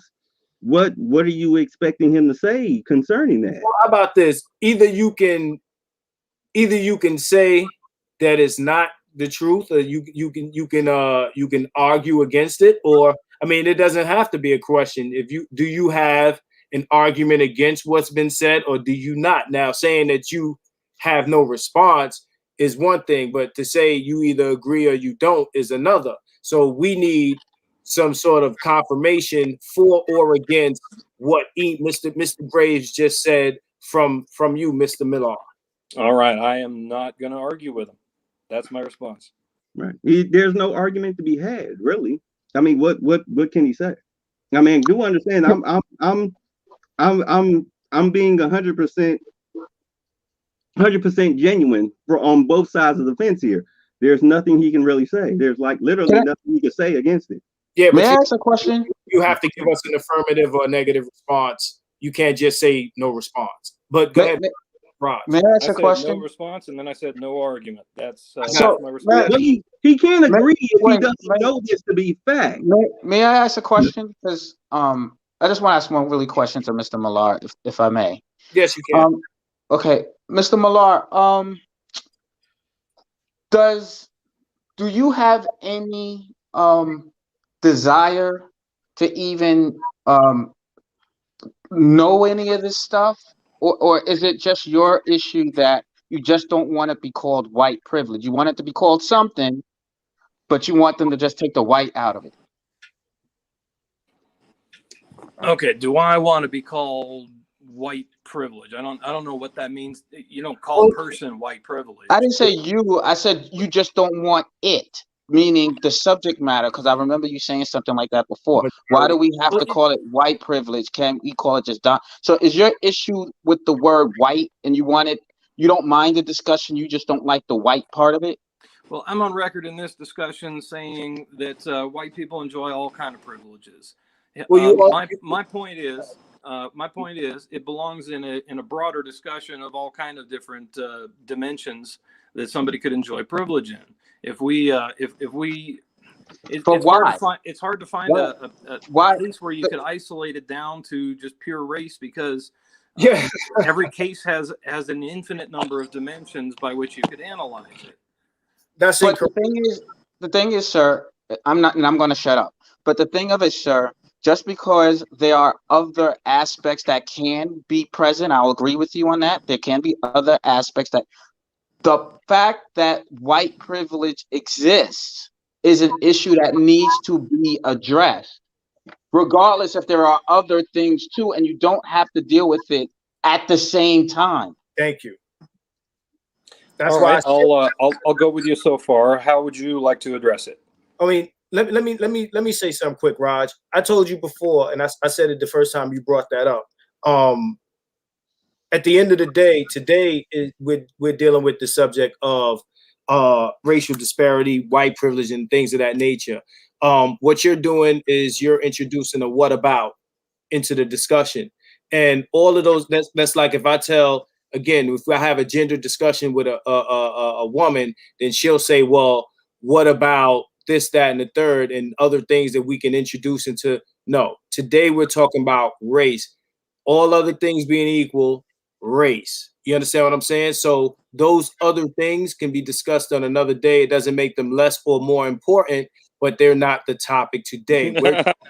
So today we're talking about how things manifest in a racial context and the differences in which way people are treated because of race and not any other factor. Earlier, you did say that you believe in majority privilege, not white privilege. And I think that's what Roger was speaking to, where I think you felt better with the term majority privilege as opposed to white privilege. And how I responded to that was white people do not have to be the majority in a space to enjoy privilege. So yes, white privilege is very specific in a given space, whether you're the majority or you're the minority. South Africa is a prime example. I'm sorry? South Africa is a prime example.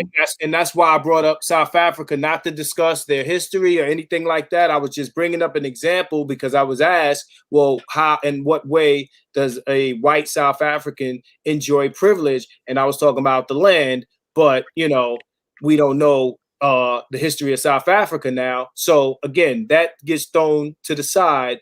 But, again, it's not a majority thing because white people are not the majority in Africa. They absolutely aren't, but they enjoy a privilege that the majority does not. So it is white. If it's white there and it's white here, and that's a majority, this is a majority and that's a minority, what do both of these things have in common? That white people are privileged.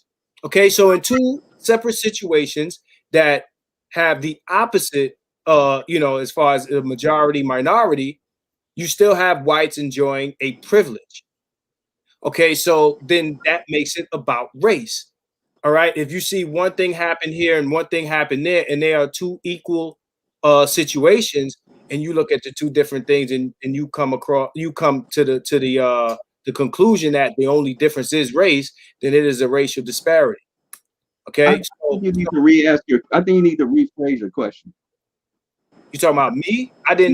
It's Raj's question. So Raj, you can Raj, are you there?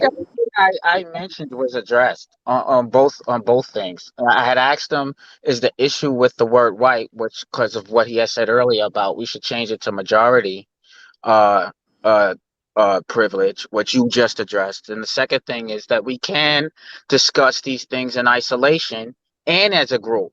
We don't have to just speak it as, well, there are different issues and we have to speak at them all at the same time. We can dissect them individually and deal with them individually also. Yeah, so like I said, fat, tall, skinny, whatever. Those are discussions for another day. And what I won't have is us diluting the point here by trying to divert attention to other things. Today is a discussion about race, and what I find is that a lot of times people try to deflect and divert the discussion in another direction that has nothing to do with today's discussion. This ain't what about, this ain't, oh, they do it too, and et cetera, et cetera. Today is about the privileges that people enjoy, particularly in America, by virtue of white skin. And this is something that even white social scientists accept. It's not something that we came up with on our own. It's something that wasn't this something that was created in a vacuum. This is something that decades and years, more than a century, centuries of research is telling us is real. So well, let me ask him a question. I think I understand Marcus's point enough to respond, if I may. Okay. Yes, you can. All right. Yeah. So anywhere that I go that people like white people, sure, I might get better treatment. If you want to call that a white privilege of, if I went to South America and some girl that likes white people came up to me, you might be right. Maybe that's a white privilege. Is that a satisfactory answer to your question? Like white people, I'm trying to understand what like white people means. As in liking them, as in, oh, white guy. Ooh. Yeah, basically. No. Mm-mm. Yeah, I disagree with that totally, because this is not an emotional thing. You know what I mean? This is a sociological issue. Okay. Understand that in a given environment, people will make associations with you being white that they won't make with me being black. So in a given space, you're going to be seen a certain way that I won't. Unless you go to Germany. Okay, well that's a whole different thing. I mean, you're talking about the women. I'm talking about when you show up to a particular environment, and I think you're old enough. Am I privileged over you guys because I'm white? No, I'm going to finish what I was saying, and I'm going to answer that question. I think that you're very aware, just like women are aware of the privileges that they have, and when they bat their eyes and they wear low-cut shit, I think that white people are very aware of some of the privileges or advantages that they have being white people, but they pretend not to be. I'm sure that you understand that you're not going to be looked at as someone up to no good or a criminal, or you'll probably be looked at as someone who has access to more money than, say, someone like me. I'm sure that you're aware of that, and I won't accept that you say that you aren't. Because again, I think that most of us, I think any smart animal is aware of their surroundings and how they're treated differently than other people. I think that there's certain attributes that we have outside of race that we know give us an advantage. Okay, so whiteness is just a physical attribute that we're aware, or that white people are aware, give them an advantage in a given situation. Will you concede to that? I'll concede that somebody absolutely could treat me better because I'm white than they might treat you, even standing right next to me. All of the things being equal, being black, that's absolutely possible. I'm not talking about necessarily better or worse. I'm saying different, meaning they will associate certain things with you based on maybe media, what was put into their head growing up that they won't associate with me because we're two different races. He answered that question, Marcus. Who are we talking about? Who's doing the treating here? Who's doing the associating? He's about the outside forces, people that are outside of the other people. Be they no matter what, let's say they're not white, or if they are white, but all the other races on the planet, due to the psychological conditions of what I mean, people call it white supremacy, but I call it the white inferiority complex, because anytime you have to use all of these tools in order to make yourself seem to be greater than what you are, that's an inferiority complex. So check this out. I'm gonna let Megatron Meta speak. Hey, what's going on? I got a question to ask him for oh boy, what's up, bro? Before he jump in. Graham. Yes. From this discussion, particularly the history that I ran down to you, was any of that new to you? Give me the highlights again, and I'll respond to that. About the birth of racism and the psychological and physical conditionings that came along with it. Are you talking about the Black Moors who came to Britain and so forth? That, and as far as how they were psychologically conditioned through religion, as well as media and through legislation. Was any of that new to you? Yes, I had not heard very much of that before. Okay. So, all right, Kyle. All right. Mega, talk to us. All right, I have 2 points to make because I wanted to refer to something earlier in the conversation.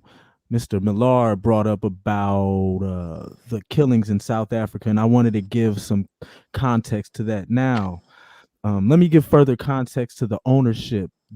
White people, the Dutch, the descendants of the Dutch, the Afrikaners actually own most of the farmland in South Africa in the current moment, like right now.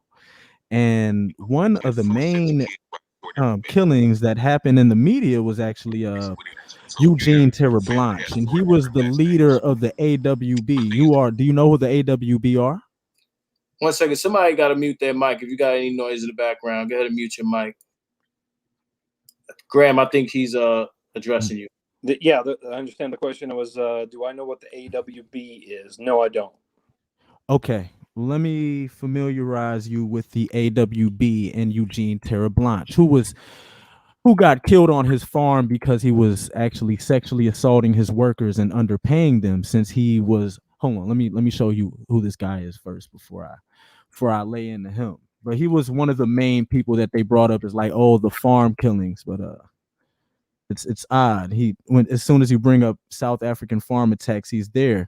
And this guy, Eugene Terreblanche, was an Afrikaner nationalist and white supremacist who founded and led the Afrikaner Weerstandsbeweging, which is the Afrikaner resistance movement in English.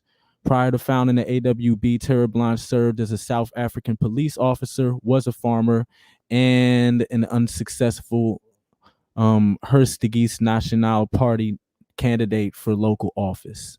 He was a major figure in the right-wing backlash against the collapse of apartheid. And this is how he died. He died on his farm. Terreblanche, who lived in relative obscurity since the decline of his organization, was murdered on his farm, Villana, just outside Ventersdorp on 3 April 2010. He was beaten to death with pipes and pangas, machetes, while napping. His body was found on his bed with facial and head injuries. Both of the individuals said that he was involved in sexual violence against them. So I don't know. And he is one of the main landowners there, and that was his nature. I'm not going to say that all of the landowners in that area or in that region of Africa are former AWB or police, but he's not a rare individual. Now, when you brought that up, did you understand, did you think that they were normal average citizens, or did you know that they were farmers with employees? I brought up the killings of white people in South Africa because I heard that some white people in South Africa were getting killed unjustly and presumably unjustly. I don't know anything about the case that you're describing, so I'm going to take what you said at face value. I'm assuming All that right. you're 100% correct. You do understand that information did come to you through white media. White people getting killed in South Africa. I don't know what color the person in the media was that reported that. It's not about the person who in the media. White. Do you agree that white people control the media? It's another. Whoa! Wait a minute. Do I agree? No, White people control the media? It's a yes or no question. Because Only you're talking about the white person in the media who brought the news. No, bro. I said white media, not white reporter. Let's not play semantics here. Okay. What's your question? My question was, do you understand that white people control the media? Only if you would consider Jewish people white. I do. So at the end of the day, white people control the media. White people control the media, therefore they control the narrative that comes through the media. Okay. If the media were black controlled, then black people would control the narrative that comes through that. I mean, I think it's pretty obvious if you go online and you read certain websites information, if that website is controlled or owned by black people, the opinions expressed would be real different than the opposite, right? One moment. Yes, I'm gonna let you go. Go ahead, Mega. Oh, and here's another thing about the murders in South Africa. Due to the influx of Nigerian immigration, the white immigrants are actually the safest group in the country. They're the most protected group. They have armed black guards. Did you see the video the other day of the guy avoiding the carjacking, the white South African driver in South Africa with his black assistants? You didn't see the video? It went viral. He worked for a private security company, and most of those in South Africa are also white owned. They own the arms companies, the private security companies. They're a well protected and well armed group. The same group that I mentioned, the AWB, actually has camps in South Africa, and they have all white towns in South Africa, and they're not subject to violence at all. Most of the violence in South Africa is between other technically black people and the mixed race colored population, due to them being displaced, and they're not in the middle category anymore like they would be in the Caribbean or other places in Africa that are still really white controlled. Like under apartheid, they were actually over black people a little bit, and now they're not. So their crime rate is skyrocketing and their drug abuse rate is skyrocketing, and they came as a result of apartheid relations between white males, black women, and actually Indian Asian males. And that group is the least. They're going through it bad out there. So it's odd. It's really odd. So, Marcus, I don't see Roger on anymore. Did we lose him? We might have. He might have had to run. If he can jump back in, he will. Hey, but Graham. Go ahead. I'm here. I ain't spoken in a while. You didn't want to answer my question before. Was it anything personally that you took offense to from what I said? You didn't want to answer my question? Anything that I took offense to from what you said? Yeah, because you said you couldn't. Your recounting of the history that you're talking about. No, you gave an account of history. I'm going to assume you're correct on it. Of course I don't have take offense to it. But it wasn't. But see, it really wasn't a history. I'm asking you: are you going to admit that most white people have a pejorative feeling and a consensus about how they feel about black people? Are you not going to admit that there's but besides what you see? What kind of a consensus? Because a racist can go to work and be as nice as can be. But the real reality that I'm trying to get to with you as a white person, is there behind the scenes a consensus, right? Where you go, right, amongst other white people, and you can kind of be like, okay, I can tell this joke about black people because you can kind of assume already that the room is gonna be accepting of a certain viewpoint about the people that you're talking about, and I'm talking about black people. So the question for me is, like, do white people talk about black people differently sometimes behind closed doors than we might in front of a black person? Is that the question? Uh-huh. Yeah. Do you know about that? I'm not asking you. I'm not trying to prove anything to you. I'm asking you from your experience. I think Do you he's know that from your experience that that's what white people do? I think he's answered that earlier. And sorry, Ian. He already No, said I don't. yes. I don't know. Okay, so you can answer him again, Graham. Okay. Well, I mean, what's answer? You know what I'm saying? People I'm not talk about all asking kind anything of things. So complicated. I would have the only thing I could possibly But respond I to you mean, you keep going with by the is people. by I'm is by asking you. is by And saying I'm trying to set, I could bro. presume you're right. I'm trying to, bro. You playing games because I'm trying to set up my No, next I'm not playing question, games. and I I'm answered your asking you. question. I'm not asking you about people, bro. I'm not asking you about people. I'm asking you from your experience. Do you know that there's a prevailing sentiment, right, about that white people have of about black people from your experience? A prevailing sentiment. What kind of prevailing sentiment? No, he didn't actually. No, see, okay, hold on. Okay, what Ian did was he admitted that One moment. all races talk about other races outside of that race's presence. Black people do talk about white people outside of their presence. And I think every black man on this panel can admit that there's a prevailing sentiment about white people that is spoken outside of the presence of white people. Okay. And what you're doing is you're tap dancing, bro. And he's asking you directly, he's asking you, would you agree that there's a prevailing sentiment of black people that is spoken outside of their presence? Whether what kind is irrelevant right now. He's asking you a yes or no question, and you're returning it with a question. There's no way I could possibly say yes. There's a prevailing sentiment unless I know what the heck we're talking about. I just did it for black people, so of course you can do it.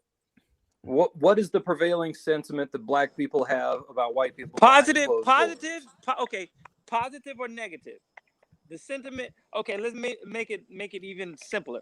A positive or negative sentiment. How about that? Do most white people have a positive or negative sentiment overwhelmingly about black people behind our backs, based on your experience with When Ian, black, I have no idea. There's no way I'm going to answer that one. Come on. I have no idea. Okay. He's not. All right. What do you expect me to say? Mr. Millar, I got it. Really? Mr. Do you Millar, expect he's me to not say most asking people you. don't like black people, or most white No. people He's do not. like black people? How am I going He's to speak on he's not behalf of that asking. many people? Mr. Millar, he's not asking you that. What he's asking you in your life, as you live your life, the way, however you do it, and you come across these discussions in your personal experience, do you find the sentiment that you hear people speaking about black people to be positive or negative in your personal experiences? Both. And if you had to do it on balance, would it be more one, the other, or straight down the middle? It's impossible to say. No, White people have white people. Listen, Let me answer you. I'm asking Let you me just answer to you. recollect your Let me answer memory. you. White people have all kinds of ideas about black people. Some positive, some negative. But we're talking about from your personal experience. Sir, but we're not asking you that. I'm asking, sir, I'm not asking you that. I'm asking recollecting your personal experiences from your personal memory. So that's not taking anybody else's experiences in account. It's the Just same answer. yours. It's the same answer amongst the people I know as it is amongst the people I don't know. I don't. So hold on. So basically, what you're saying is, in your conversations with white folks in black folks' absence, they've said equally good things about black people outside of their absence as bad things equally. I can't say that it's equal. I can say that it's been a mixture, and I If couldn't tell you no, whether if it's predominantly if you positive or negative, that's because what we're asking. I've heard a lot of both. Okay, but that's what we're Okay, asking. okay. Well, You're saying, Graham. hold on, Ian. Hold on, Ian. Okay. You said you cannot say it's equal, correct? Correct. If you cannot say it's equal, then it has to be one or the other, bro. It can't not be equal, and then you say after that you don't know whether it leans left or right. It has to be one or the other if it's not equal. My And answer is it's a lot of both, and that's as far as I'm prepared to go with it. go ahead, All Ian. right. Okay. Go Okay. ahead. I got a question right after you, here's bro. here's the problem where you're a seemingly educated man. You know that there's a prevailing sentiment about Republicans. You know there's a prevailing sentiment about Democrats. You know there's a prevailing sentiment about Men, people from the country. You you are he knows it you is know you know Bless that. you. So when I'm asking you this question, I'm trying to lead up to where in your life, what is the foundation that fuels, your conception and viewpoint of black people? All right. What is your overall view of black people? And if you have a certain viewpoint, is that at all um, affected by how other white people think? So it's like you might have a viewpoint, and do other white people come in, and are they able to chime in with you about how you feel personally about black people? My overall sentiment about black people is I tend to like them. Okay. You tend to like them. Okay, good. You tend to like them. Okay, no, we're getting somewhere. So Graham, so here's the thing. So that was the when question. you But get go ahead. amongst people, okay, Graham, so when you get amongst white people who have a negative sentiment, because you said they were both, and so you said personally you had the experience where you've heard negative and positive. So when you get around a group of white people who have the negative sentiment, right? Do you feel as though as maybe an odd man out based on how you feel in a positive manner, do you feel comfortable exerting your viewpoint about how positive black people are? Sometimes, sure. Oh really? Okay, Yes, okay, really. cool. So Yep. you don't feel any, so do you at all feel any pressure to go along with the prevailing viewpoint that possibly the other white people, maybe they're your bosses, or do you sometimes feel pressure to go along with their negative viewpoint? Well, you can't speak freely in every environment, so I don't So, always feel free to speak. No. I'm gonna Okay. say this, right? And so and I'm so gonna and so so go so ahead, go Mark, ahead, so Ian. so what I'm saying is, and here's the thing, where we get into critical race theory and we get into the crux of the matter, is that yeah, you are who you are, but in the case of a lot of people who might feel positively about us as black people, right? They feel that pressure, and more times than not, they are going to cave to that pressure to go along with the negative viewpoint. The same thing happened with McCarthyism. That, you know what I'm saying? This is what human beings do. And I'm trying to get you to the point to where you can acknowledge that this is what human beings do. This is what white people, this is what any group of people are going to do. They're going to pressure the rest of everybody else to go along with a certain viewpoint that benefits them. And as you admitted, there is white supremacy. So white supremacy, right, basically is the predominant power in America. It's been ever since we came here on slave ships, right? So what I'm trying to tell you is that critical race theory, and what you're not getting to, is the fact that no matter how much you say that things are good and you feel personally a certain way, at the end of the day, you don't, even as a white person, don't have the power, right, to go against the prevailing negative attitude that white people have. So if that's the case, if you don't feel comfortable doing that, right? And I'm a black person, My answer was how sometimes. much more Just to am I clarify. not going to be able to speak up even for my own self? And that's where you get the idea of critical race theory, because it takes into account that underneath the surface of what's going on, right, that's not being said, we're not allowed really to be free to empower ourselves, and nobody's speaking to that hidden, or and it's sometimes hidden and sometimes not, the underlying sentiment that is So, really is what's holding us back.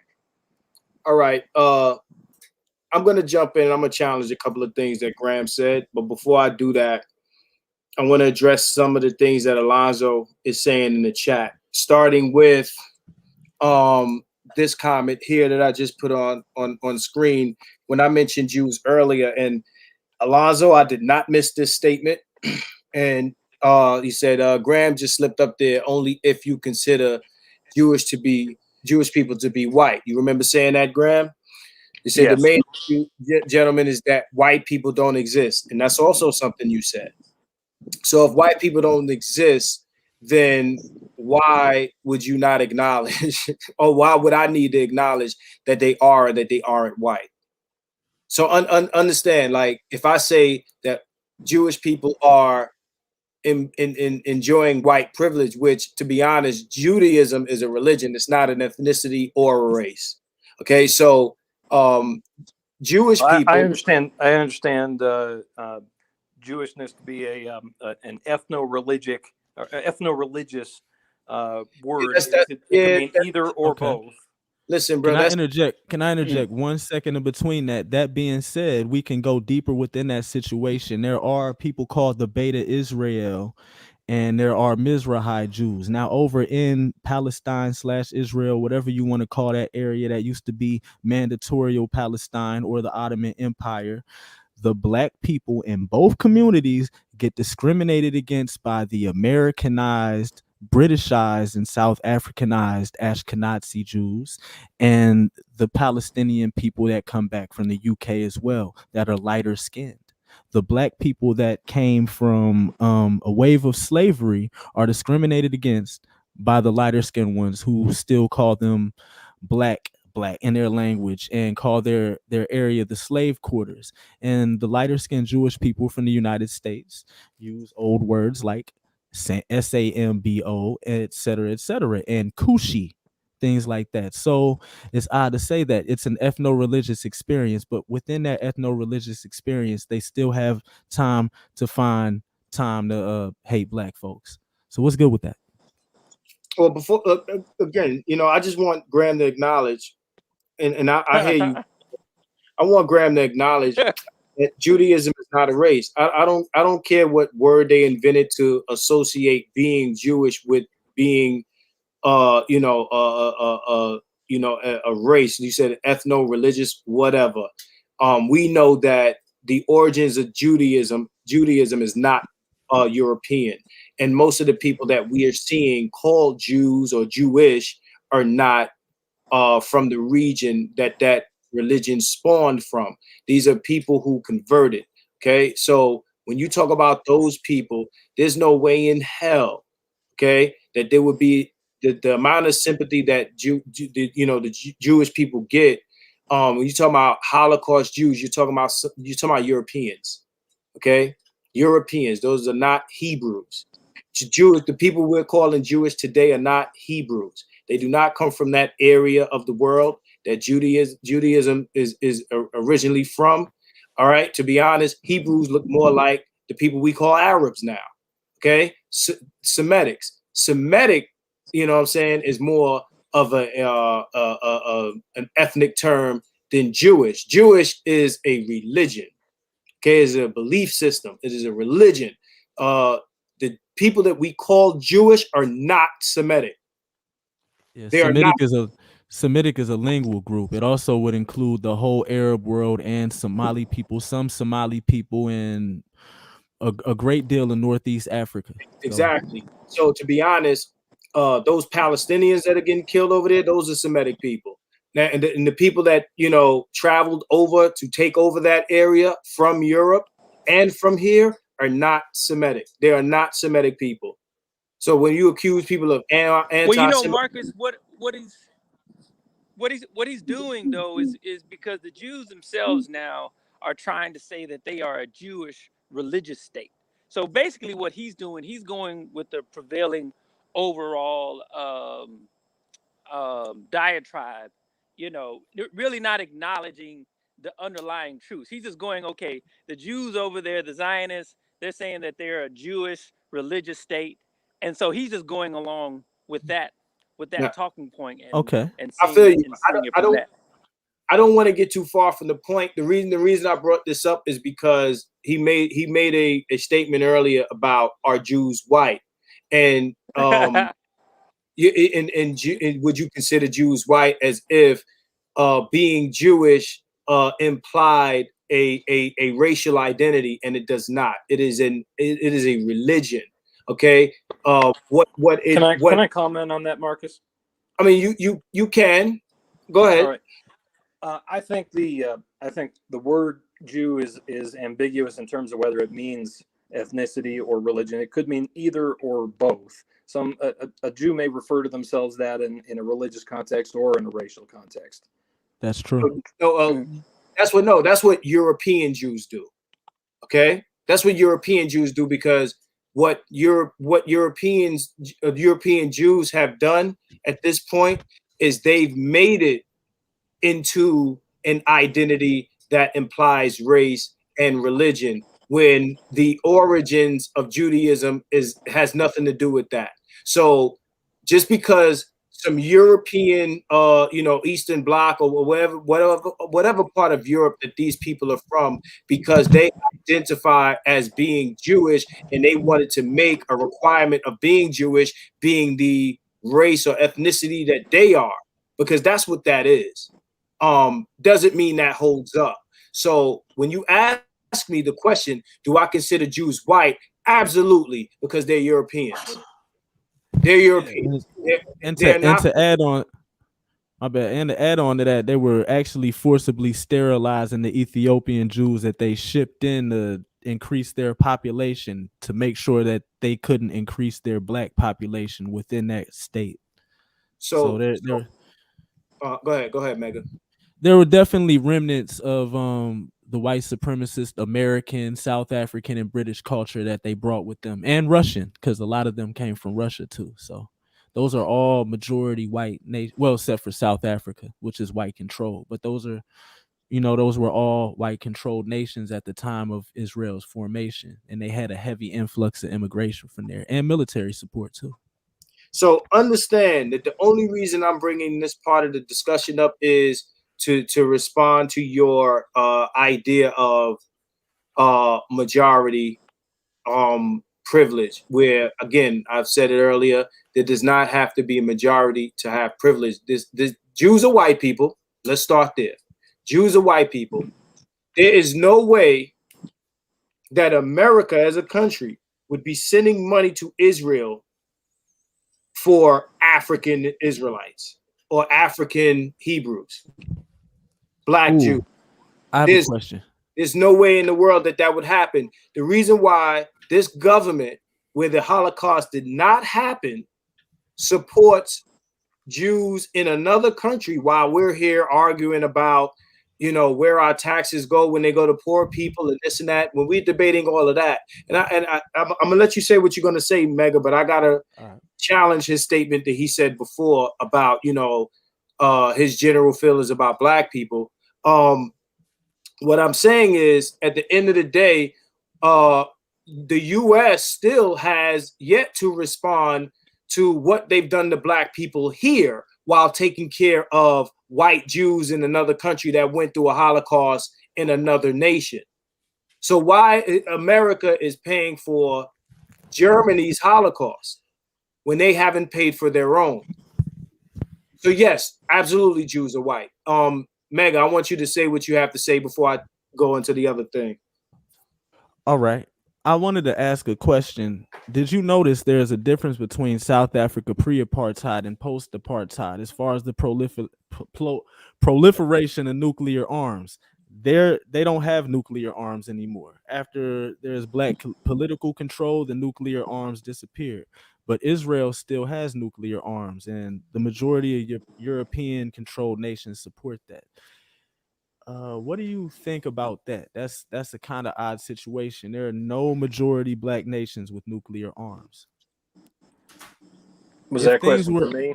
yeah, that question was for you. If things were all fairness, wouldn't some European countries in all political fairness support nuclear proliferation for self-defense in a majority black country?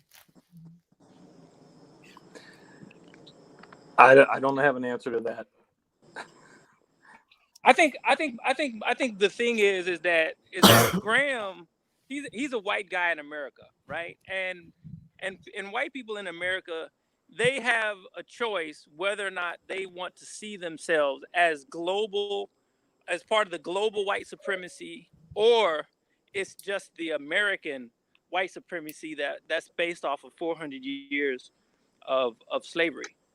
And so, and the reason I had made my statement about the situation with the Jews, where I was pointing out he's going with the prevailing idea in the news, is that I guess to some degree, Graham, you don't want to get pinned down with with on recordable saying something about black people or white people, because that there is a prevailing negative sentiment, and you might be held accountable for that, right? So Ian, hold on. Let me address that, because we're approaching 2 hours and 30, and soon I'm going to ask everybody for their closing statements, and we're going to shut this down. Mhm. This is what I want to say to Graham. Graham, you've been following me on Facebook for some time now, and we've had a number of conversations about this topic and other topics, and I know that, and I can recall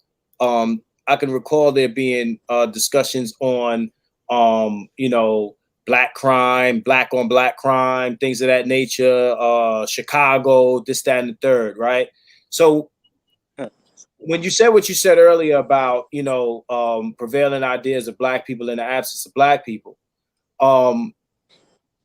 me and you've had discussions where you're kind of you've echoed the sentiments of right-wing media, et cetera, et cetera.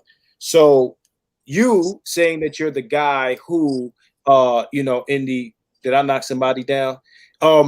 You saying that you're the guy who, when you're in white spaces where black people are mentioned, you either at times speak on how great black people are, or you are silent because you can't always speak on how great black people are. That doesn't ride with some of me and you, our past conversations about the things that I just mentioned, because a lot of times in many conversations you presented, rhetoric or right-wing rhetoric that really had not too much basis in reality, or you got your opinions of black people from those media sources or those stats. So when Ian talks about how negative, opinions of black people arise, think about this. When you watch, I don't know what you watch, whether it be Fox News or whatever. I'm not going to just say you watch Fox News. Wherever you get your stats from, it's like somebody mentioned earlier, like the white guys that we tend to debate online have a lot of statistics memorized. You guys know exactly what to say to us in any conversation that comes up about race, about how much crime there is and how much we kill each other, and et cetera, et cetera, et cetera. And these are ideas that you come across through white media or in discussions with other white people in white spaces. Okay, so to say that you're unaware of these ideas is it's just not believable, especially when me and you had these discussions and you've said these things to me in these debates that we've had, and these are the prevailing ideas of black people from white people and white media. and then for me to even say white media, and you're saying that you're not aware that white people run the media, Jews are white, and also the idea that there's no Anglos involved in media is ridiculous. All right, so my question is, due to the conversations that we've had, where you've mentioned these statistics or these points of view and things like that, where you didn't get these things in a vacuum. So what I'm trying to understand is that, are you worried I'm watching Fox News? I'm not worried about anything, bro. I'm asking you, where did you get these ideas outside of your direct experience with Black people? If your interactions which idea are you talking about? so positive, where did you get the idea that you could present Chicago as the standard for Black crime? What did I say about Chicago? I don't recall the statement. Well, this is a while ago. You use Chicago as an example for Black on Black crime and how often we kill each other as opposed to us getting killed by the police. Okay, I don't recall the conversation at all right now. Was that me, or was it one of my friends? Are you sure that it was was me? No, that was definitely you. Okay, give me a little more of the context. Maybe I could give you a useful answer.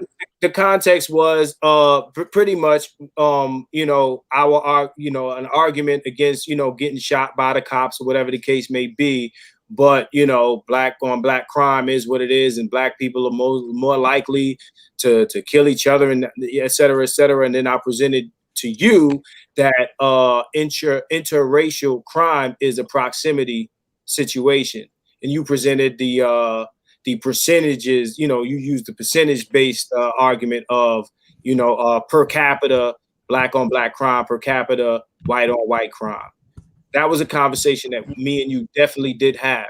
So what I'm asking you is, outside of your person-to-person great experiences with Black people, where did you get these ideas? You had to either get them from discussions that we just mentioned or from white media, because Black media is not pushing that. I have seen statistics that say Black on Black crime is kind of high. I don't recall where I've seen those. Probably a variety of sources. Okay, but so a variety. But so in other words, if you've seen that from a variety of sources, and understand that we choose which media we watch.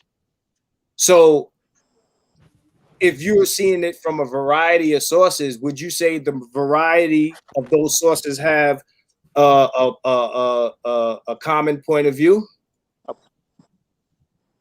No, I wouldn't be prepared to say that. They may be in agreement on presenting a certain statistic, but I watch a variety of sources that certainly don't have agreement in their perspectives. What would you say that these media sources have in common? I don't know. I just said it No, earlier. you playing. You playing. No, I'm not playing. Yeah. I don't know what he's asking You me. playing. You playing. I don't know what he's asking me. What are you getting so at? you don't know the difference between Fox News and you don't know the difference between Fox News and MSNBC? Stop it, man. I don't have cable. You see? So are you on Parler? Are you on Parler? I used to be. I'm not active on that right now. But you had a Parler account. Yeah. Do you watch Newsmax? No. One American News? Nope. All right. So what do you watch? Oh God. I don't watch any single source that stands out a whole lot above others. Oh, you said you just variety. So name the variety. Yeah. Okay, I'll give you a few. I like Let's not Zero Graham, Hedge. y'all. I like Zero Hedge. I like Gateway Pundit, and I like some of my local channels, like some of the Denver channels. Well, I know you were on Parler because you definitely sent me an invitation. What I'm going to say is, would you say that Parler leans a certain way? I'd say the people on Parler definitely lean a certain way. Yeah. Okay. Well, the Parler is nothing without the people. So Parler is. So at the end of the day, if you're and when you offered me this invitation, I told you I don't think that's the place for me. That was exactly what I said. That's inbox, and I'm not going to screenshot that. But at the end of the day, that's what I said to you, because I know that the opinions on Parler lean a certain way, and they don't lean the way that I would speak. So what I would ask you is, if you're in that space, would you agree that on Parler, what you say, Ian, the general perceptions or the basic consensus of black is a negative thing? Are they talking great? Are they talking positive about black folks in America on Parler? I haven't been active on Parler for several months. That is not what I asked you. When you were, hold on, I need everybody to hold on. I asked you, when you were on Parler, when you were there, when you were in the room on Parler, was the general consensus about black folks a positive one? Most of the chat I saw on Parler didn't really have to do with black folks. It was more politically focused. That is not what I asked you. Hold on. We're gonna. I don't have any useful recollection of. We're gonna know because what you're doing for every question that we're asking you, you're playing dumb, bro. I'm asking dumb at you. all. Hold on, Mega. Wait. Chill for a second. I'm asking you from your recollection when you were on Parler, and we know what Parler is about. Okay, we know what Parler is about. The conversations that did exist about black people, would you say the majority of them were positive or negative? I didn't see much race discussion on Parler. I saw political. The ones you saw. No, Raj, I am done asking the question. My man is being dishonest, disingenuous. I'm calling it out. Marcus, there's no. Marcus, you have no okay, so you said you didn't see much. The ones that you did see, yes, you have no reason at all to be accusing me of being disingenuous right now. No, because I'm not seeing a significant amount of racial discussion on Parler. I haven't been on there for a couple of months. Okay, anyway. significant. I don't have any useful information to share with you about Parler. How about being this? Disingenuous with you. The insignificant amount of conversations about black people, were they positive or negative? I don't recall any. We're gonna start closing remarks. Ian, matter of fact, Mega, you go first. All right. You said you like going to the Gateway Pundit, correct? You enjoy that as a source of information? Yes, I do. Okay, I'm on PolitiFact.com right now, and the Gateway Pundit scorecard shows true, 1 check, 10%, mostly true, 1 check, 10%, and on the false scale, 70%, 7 checks of falsehood. So you might want to examine your source for a while. They were false on COVID cases in India. They were false on the CDC director. They've just been false on multiple cases. You might want to go check and see what's good with them. They're a very, very bad source with a lot of falsehoods attributed to them. All right, thank you for your concern. So I'm very concerned. So we're gonna go to Raj. Raj, give us your final thoughts on this discussion here. Mr. Millar, Marcus knows me. I don't really kind of throw out accusations at people about being disingenuous, and I know you took offense to it. But let me say this. I'm not going to call you a disingenuous person, but your answer was disingenuous. It wasn't. Continue, Raj. Continue, Raj. Close the statement. Raj, you there? Oh shit. Okay, so Ian, close it out. Give us your final thoughts. Yes, okay, all right. Graham, so it's it's good speaking with you.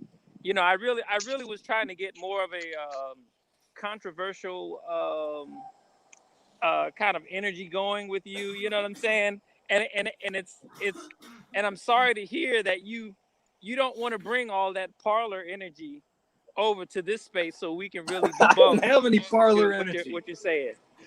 He said he don't be over there. I haven't been on there in months. I mean, that whole network shut down for a while. I barely touched it since. there's not very many people that are even actively using it anymore. So I checked in on there a couple times, and there just didn't seem to be much going on. So I can't talk to you very much about Parler, you guys.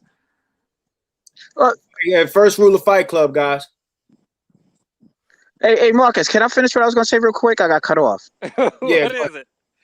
So look, I'm not accusing you of being a certain person. I'm criticizing your action, your behavior.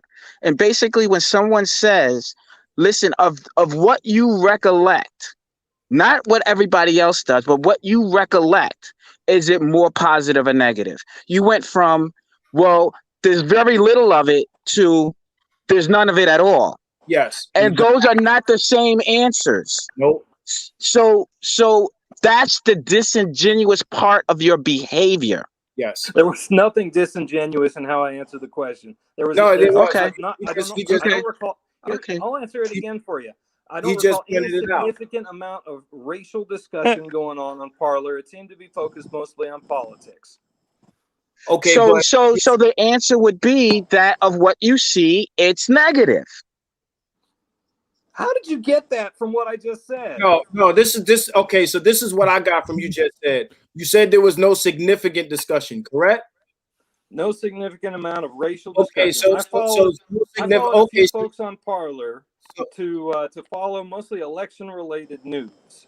Okay, so we're not asking you what did you say on there, what you followed them for. What we asked you was, what was the sentiment, and you said there was no significant discussion. So the discussion that was insignificant, that means if you're saying there was insignificant discussion, that means there was discussion. And of that discussion, we asked you what was the temperature of the discussion, and now you seem to forget the insignificant amount of discussion that you already conceded to, and you don't want to address the temperature of it. So according to us, we would tend to believe that whether you go on Parler or anywhere else, you don't hear white people talking about black people in a negative fashion in spaces where there's no black people. And that's what Ian was saying, and now Roger was saying. There is a disingenuousness of these statements.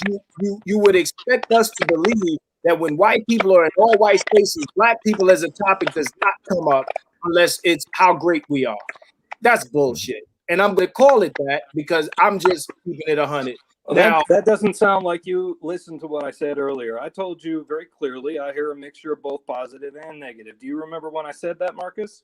All right, but would you say that Parler is a space of mostly white people? I have no idea who constitutes the majority of. No. Again, you're probably right.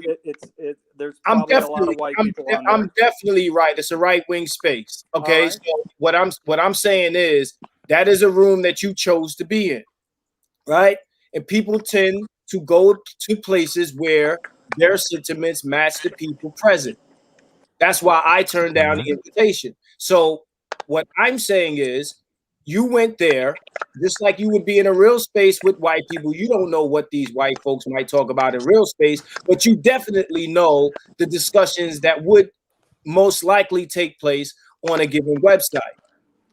If I go to stormfront.com, I know what they're talking about there. Okay? That's why I wouldn't go there. Just like during the Trump election, when he was running, it was perplexing to me why black people would go to a Trump rally. Okay? Because you know that is not the space for you. But you're going there because you agree with what's being. Most people are going into a space where they're agreeing with the sentiments and the energy that's being expressed there. And we know what Parler is. We know who is the majority demographic, and we know what the temperature is there. And for you to say, oh, it's insignificant, and then once that insignificance is asked about, you're saying now you don't remember. It sounds to me like you're some dude under interrogation by the police and you refuse to give an answer. All right, Marcus, there's nothing fair at all about your characterization of my reason for being on Parler.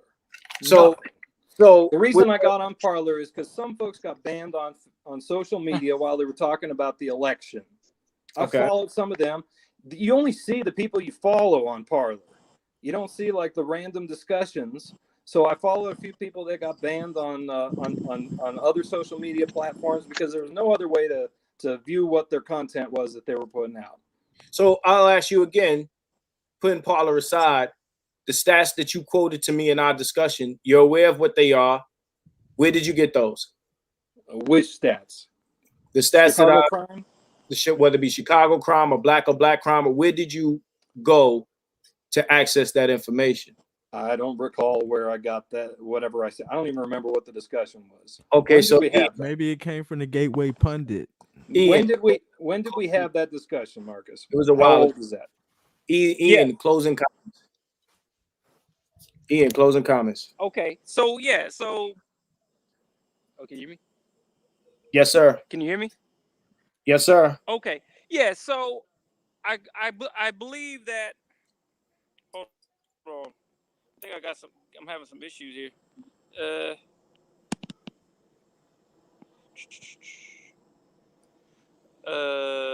Come on now. No, we can hear you, bro. You can hear you fine. Oh, you can hear me. Okay, cool. All right, cool. Yeah. So the point is, and I was trying to set him up, right? And he didn't want to be set up. So I'm trying to set you up to be like, okay, bro, you have a prevailing sentiment going on behind the scenes, and most likely, the prevailing sentiment, right? That's behind the scenes that you're attached to through Parler and through different other people who have negative sentiments about black people. They are the ones who are in power most of the time. And this is not necessarily a Democrat or Republican thing. On the political side, yeah, white people are going to show two divergent different points of view.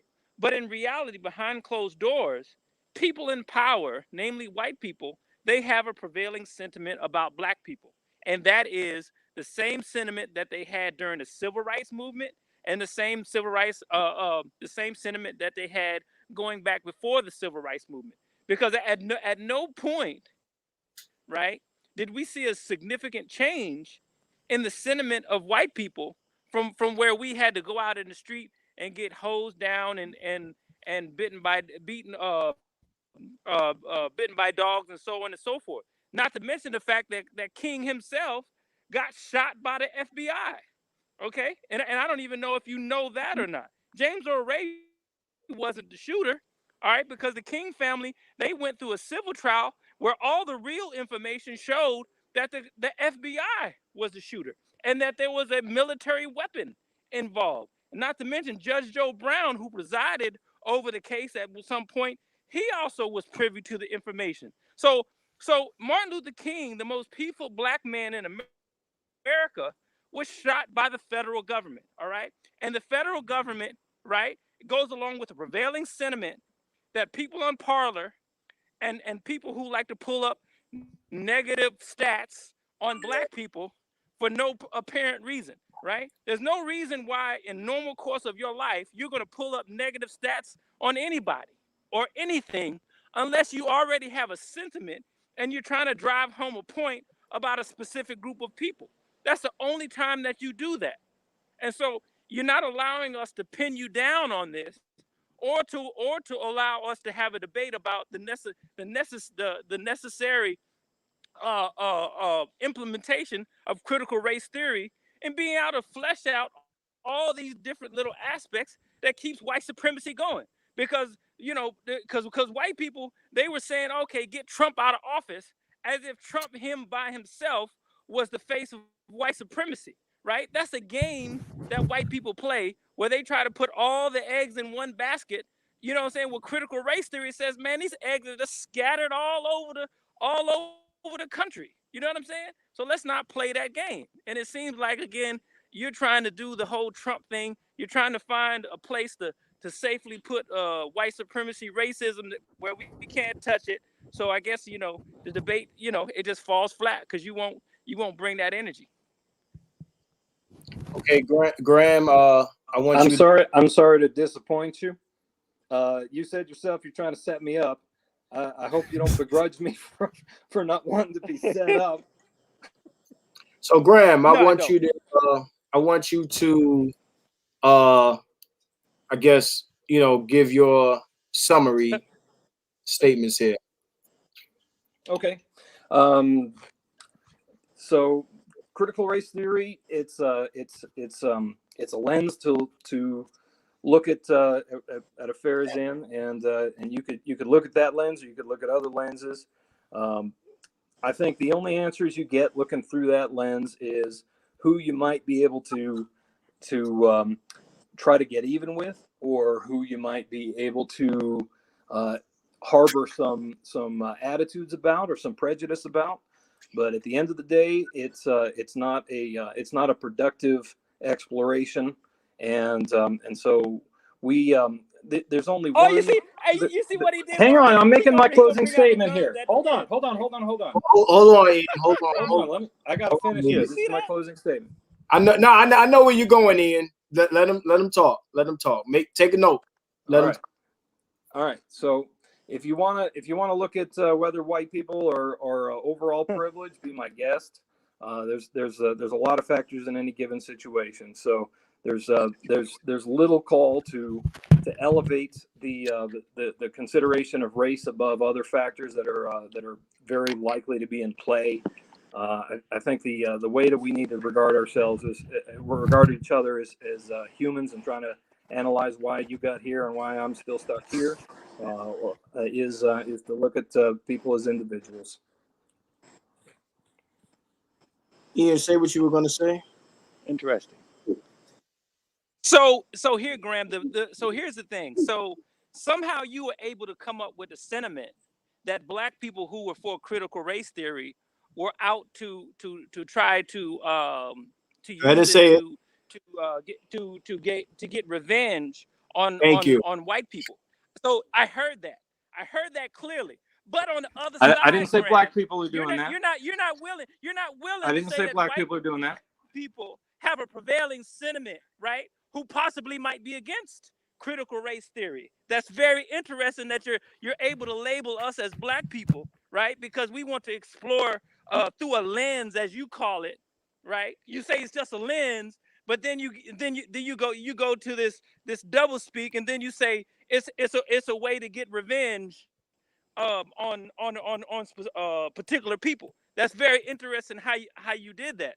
But again, that's very interesting how you're using this double speak, where you're able to judge black people and say that we have a prevailing sentiment, right? Where most black people don't even know what it is that their damn selves, all right? But yet you have formed an opinion already about black people who are for critical race theory, when you say yourself disingenuously that it's just a lens, and then turn around and say it's to use to try to attack white people. That's very interesting. So I'm gonna make my closing arguments, which are gonna include some of Mr. Graves' last comments there, because that's something that did not get past security over here neither. First, I want to say, Graham, I give you credit for jumping in the lion's pit here, so to speak. You didn't have to. You're not getting paid to be here in benefiting from this in any way. So whether it be the discussion with me in the beginning, or the discussion with all of these guys who are pretty much like you're the only guy in the room that you're being grilled right now. Again, I got to give you credit for being here and not jumping out of here at some earlier time. So to respond to what you said and then make my closing statement, your view of critical race theory as something that we are looking through, I guess, rose-colored glasses, and coming up with these things to present to not only white people but the world, to say, okay, this is what we're using to either hate white people or have an attitude against white, like he said, get revenge, or like you said, get revenge, and that says a lot, because it's that's why I asked you earlier, when we talk about white supremacy, white privilege, what kind of feelings does it invoke in you? And I'm a strong believer of, if you let somebody talk long enough, they'll tell you what's up. And a lot of us and even Bay said earlier, he alluded to annihilation. I think that there's this fear that if these things, are brought to light, or if there is an admission by, the dominant society in this country, that there is some sort of disparity, discrimination, or privilege, or idea of supremacy, that will bring on some sort of, retaliation effort, or response from us. And I think Right. that, He's admitting to it. He's admitting to yeah, privilege just by yeah, making that statement. and a lot of it, I think, has a lot to do with how white folks would handle the situation if the shoe was on the other foot, and history proves that, because I think it's safe to say that white folks, who like to use black on black crime stats, have started infinitely more wars in world history than black people have. So as far as you saying that, there's other things that we can speak on. When we talk about race is one of the important factors, in this country, especially to the white power structure to hold power. So it wouldn't make sense for, the debate to be about, different physical attributes and this and that and the other, when, the holding of power, by a certain group is not based on those other attributes, is based on race. So when you're talking about, having a certain group in control of certain resources, certain, access to wealth, and land and things of that nature, we're not talking about fat people, tall people, short people, skinny people. We ain't talking about people with, long beards. We're not talking about any of those people. It's not anywhere you can go where the long beards control most of the land and the this and the that in a given, situation. I think that, white supremacy and white privilege is pretty much a global, idea at this point. You can go just about anywhere and you can see it taking place, regardless of white people being the majority of the population or not. So these are my closing statements. Like I say any other time, when I have these conversations, with white folks, these racial conversations, it reminds me of having a gender-based discussion with women, and the same, disingenuous responses, and Graham, this can resonate with you, because I'm sure that you can relate to telling women how they benefit in the society and things of that nature, and what they, what their advantages and privileges are, and them acting like they don't know what you're talking about. And that's what we are dealing with in this discussion with you. If we point something out specific, or we ask you a specific question, there's a lot of I don't knows, I don't remembers, and things of that nature. And you're essentially pleading a lot of fifths in this discussion. There's a lot of plead the fifth going on here in reference to, the phenomenon of white privilege and white supremacy, that also shows up in gender-based discussions when you ask women certain questions and they're like, well, I don't know anybody like that. None of my friends act like that. I don't know where you go and deal with this type of thing. And, they flip the blame, or the, or they project shit elsewhere, or they divert, and they play all types of semantic games. So I always refer to that analogy because I know that resonates with you, being someone red-pilled, MGTOW, whatever, label that you want to apply to yourself, men's rights advocate, whatever the case may be. And it seems to me that, part of the human condition is that we can always see someone else's privilege, but we can't see our own. So you can understand how women are privileged and how they are privileged against you, but you flip the discussion to a racial discussion, and all of a sudden you don't understand, and everything gets lost and things like that. And I will give you credit for earlier in the conversation saying you can understand how different races are treated differently here. But what I cannot rock with is you pretending that you don't know the frequency, or prevalence of negative connotations or negative feelings of black people in sentiments in spaces where black people are not. That I can't believe, because I can sit here and tell you that in black dominated spaces, white people are spoken about, and a lot of that shit ain't positive. And that is a lot of that is the hate created.